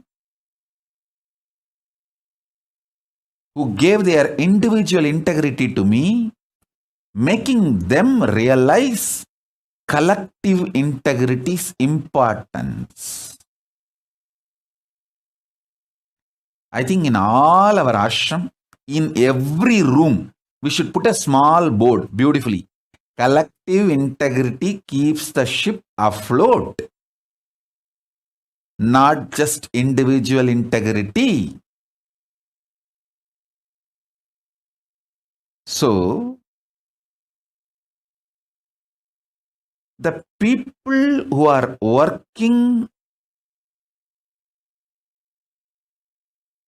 in accounts department, distributing money, and the people who are working in Goshala and keeping the Goshala clean and cows healthy, happy, and the people who are doing the agriculture and growing the herbs, and people who are doing puja in the temple, everyone need to have integrity to keep the ship afloat.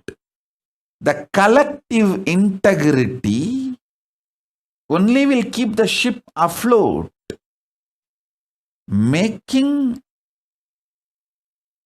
the people who declared their integrity to me, making them realize the importance of collective integrity. I have some people highly dedicated, like Sri Shantapriyananda. He will be absolutely obedient to Guru Vak. Anything I say, he will simply obey. But complete loose, cranky. He cannot even talk to others.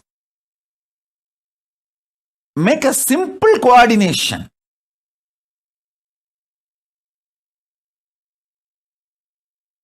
Even simple coordination he cannot do.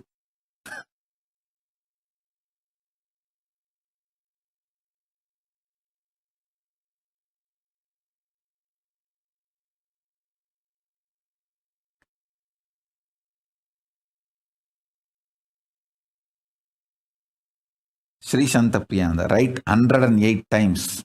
Collective integrity keeps the ship afloat. Collective integrity makes the Kailasa successful. Collective integrity only will make my life successful.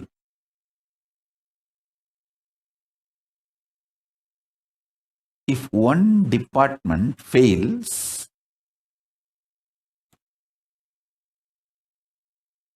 then be very clear, everyone is going to not only lose the job, lose the life, because the ship is going to sink.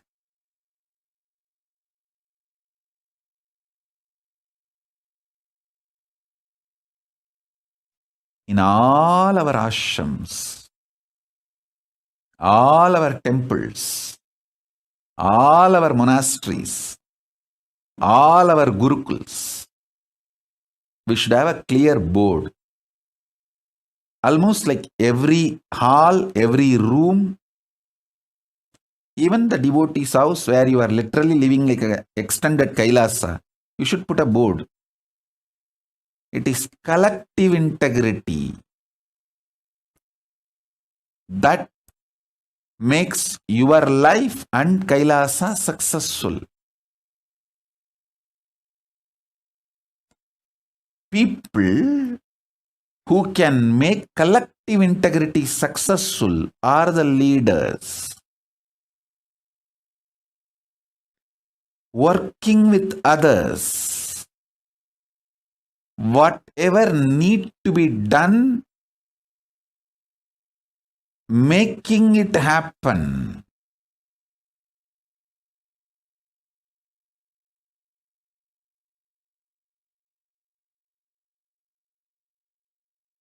My second responsibility is teaching my Kailasa people the collective integrity.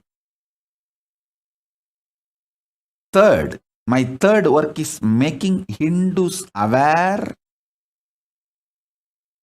how they are being cheated, exploited, destroyed, hit, persecuted.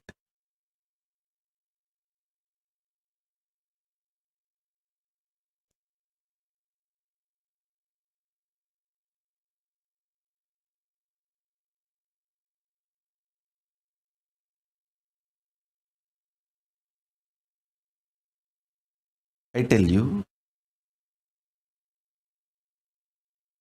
one of the worst thing is Hindus are not even realizing they are being persecuted, they are under siege. Very active war is going on. Hinduism is the fastest shrinking, dying religion. Sorry for using the word dying. Fastest shrinking religion. Go and see the statistics. Don't try to come and kambusutufai here. Go and see the statistics. Hinduism is the fastest shrinking religion. Just see last 100 years track record. You will understand what I am saying.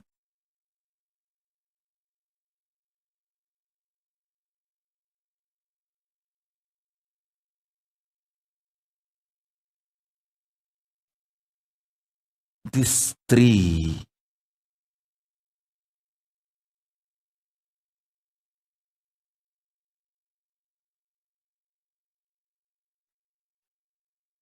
are my important responsibilities.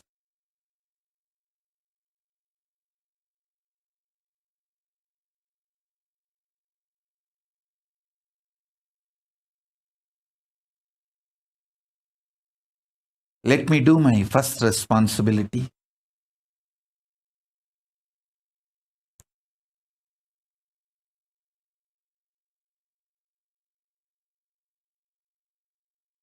Inspiring, initiating,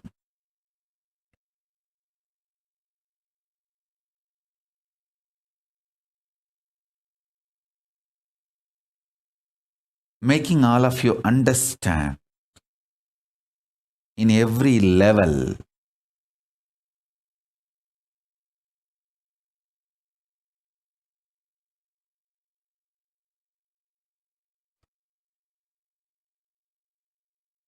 working with your body, with your mind, with your consciousness, and experiencing Divya Sarira, the divine conscious body.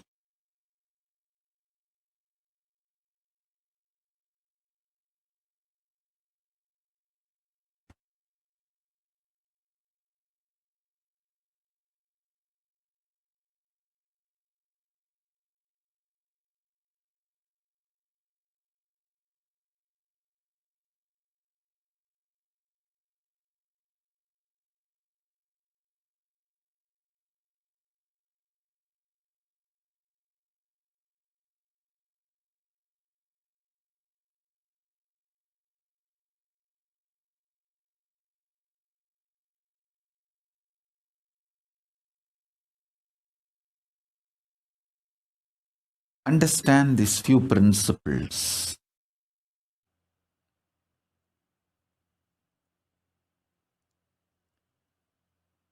These few principles which I am going to share with you all now are like universal. Sarvabhaumya.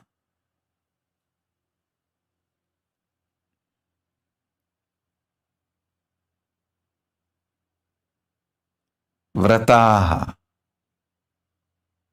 These are like universal vows, universal principles.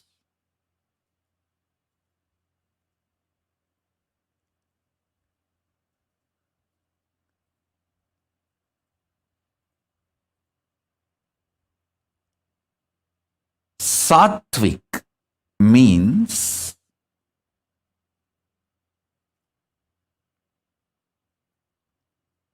anything which awakens the qualities of consciousness in you, like extreme love, fulfillment. I tell you, when I manifest from samadhi, the kind of the love and joy, excitement, intensity I feel, actually this withdrawing from the society, I am enjoying like anything. I am basically a loner. Enjoys is aloneness. I don't feel intimidated or disturbed by the crowd. Thousands coming. No, I don't feel disturbed. It's not that I hate people, no. But I enjoy my space, just being with me in samadhi.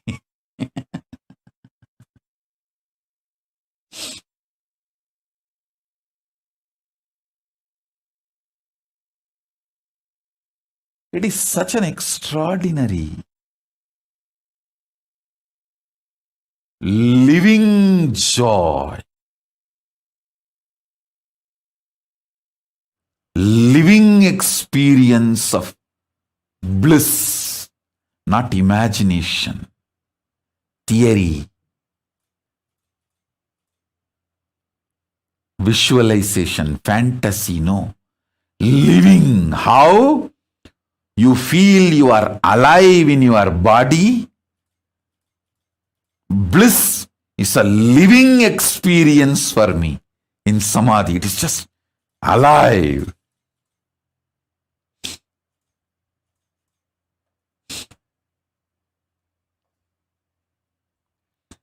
Anything infuses that bliss, alive, as living experience in you is sattva.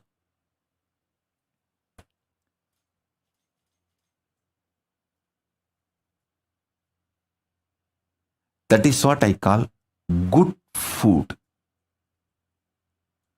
Good food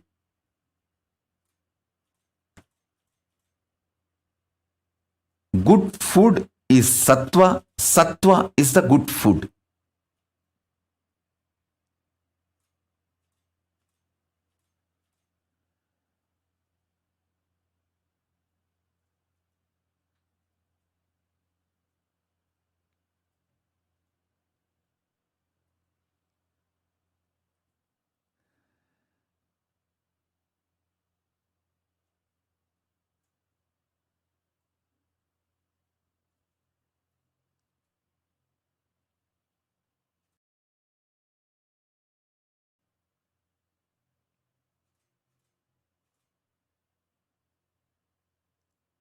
I am getting so many questions now, alive. The live questions. Bhushanananda is asking, dear Swamiji, what more can I do to keep the boat afloat? Bhushanananda, first drop all your fears, delusion. Go back to Adi Kailash. Decide your life is to keep the collective integrity. Sincere decision, intention to keep the collective integrity is enough. That will inspire everyone. Please understand, anyone who lives in my Kailasa, all over the world, whether it is a Adi Kailasa or Salem or Biddi or Tiruvannama, anyone who lives in my Kailasa, naturally, they have declared their individual integrity to me. They don't need to be inspired. They need to see others are also working for collective integrity. So let me also work for collective integrity. That's all. We just need few examples who are sincerely working for collective integrity. Then everyone will simply decide, yes, collective integrity is my life. Collective integrity is my life. Collective integrity keeps the boat afloat, keeps the ship afloat. They just need few examples who are sincere to work for collective integrity. Bhushanananda, go to Adi Kailasa, be an example. Through your sincerity, show that you want everyone to come to collective integrity constantly, holding the space, talking to everyone, reaching out to everyone, inspiring everyone, educating everyone about the collective integrity and how only collective integrity is going to make the ship afloat. Individual integrity alone is not enough to keep the ship afloat. You realizing and making everyone realize, that will only make the ship afloat. Bhushanananda, I know you are integrated to me individually, but you need to work for collective integrity. That is what is the real leader. Leader is a person who works for collective integrity. Not just individually integrated. As I said, I have many people who will just be happily ready to donate their kidney for me, but cannot go around and inspire others, ask others, work with others, and make others also integrated and make the collective integrity.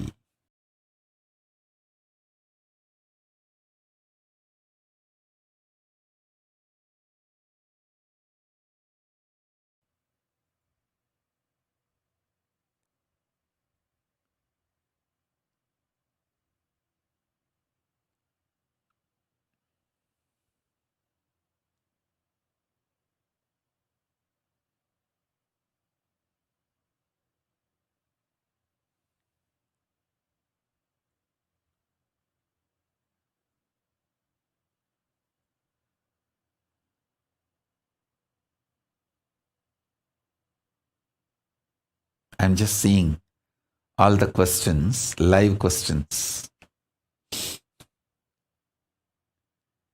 Everyone is asking, how can we make the collective integrity happen? Actually, there is no manual for it. You need to start working with people. You need to start listening to people. You need to start bringing completion with yourself and with people. You need to start building team. We have a clear process.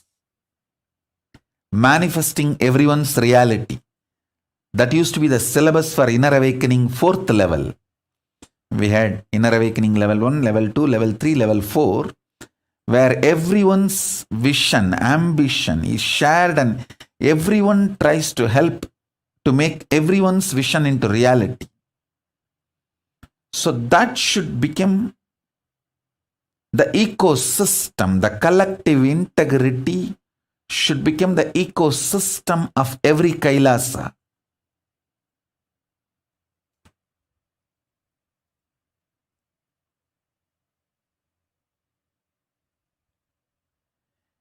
Any Kailasa where the collective integrity become ecosystem, that Kailasa will be successful. That's all.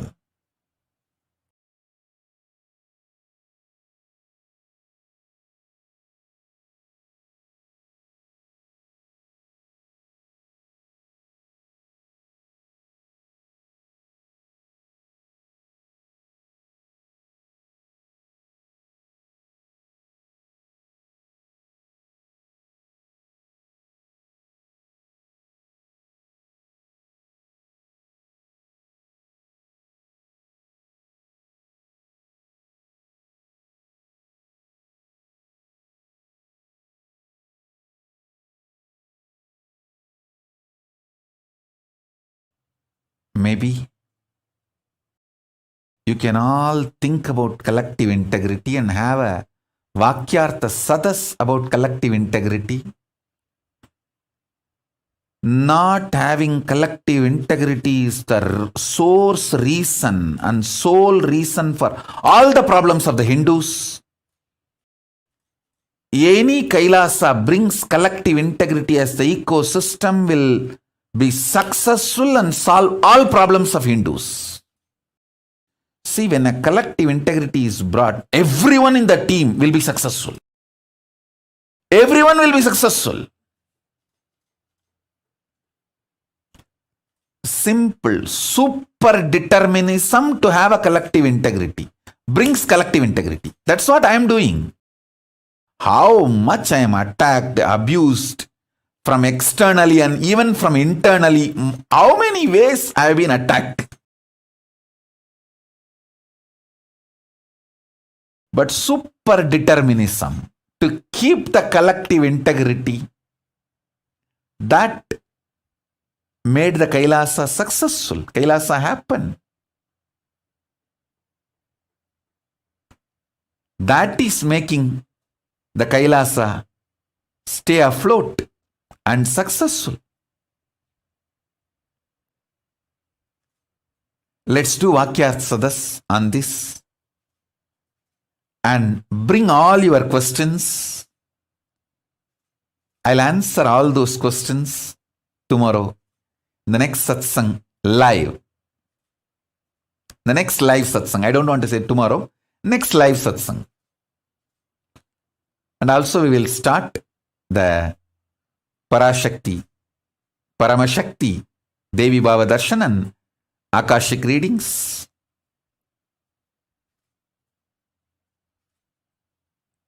Soon. So with this, I bless you all. Let's all work on this collective integrity. Let's all radiate with collective integrity also. Integrity, authenticity, responsibility, enriching, causing, living Paramadvaitam, the Shuddhadvaita Saivam, the state, space, powers, being, superconsciousness, and Kailasa of Paramashiva, Paramashivoham, Om Nithyananda Paramashivoham, the eternal bliss, Nithyananda. Thank you. Be blissful.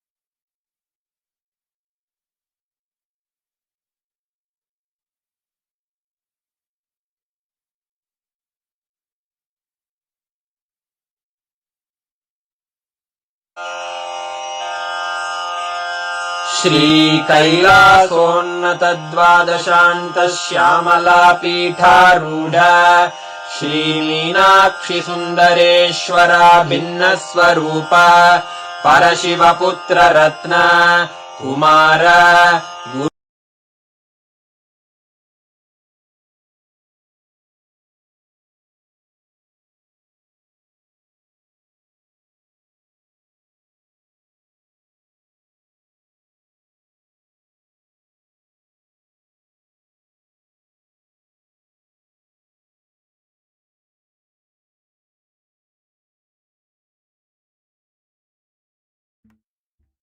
Nithyanandam, Jnanapadati Manual, under the guidance of Supreme Pontiff of Hinduism, Jagadguru Mahasannidhanam, His Divine Holiness, Bhagavan Nithyananda Paramashivam.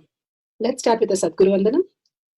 Nithyanandam Paramasukhanam Kevalam Jnanamurtim Dvandvatitam Gagana Sadushnam Tattvamasya Laksham ekam nityam vimalamachalam sarvadi sakshibhutam bhavaditam trigunarahitam sadgurum tam namami.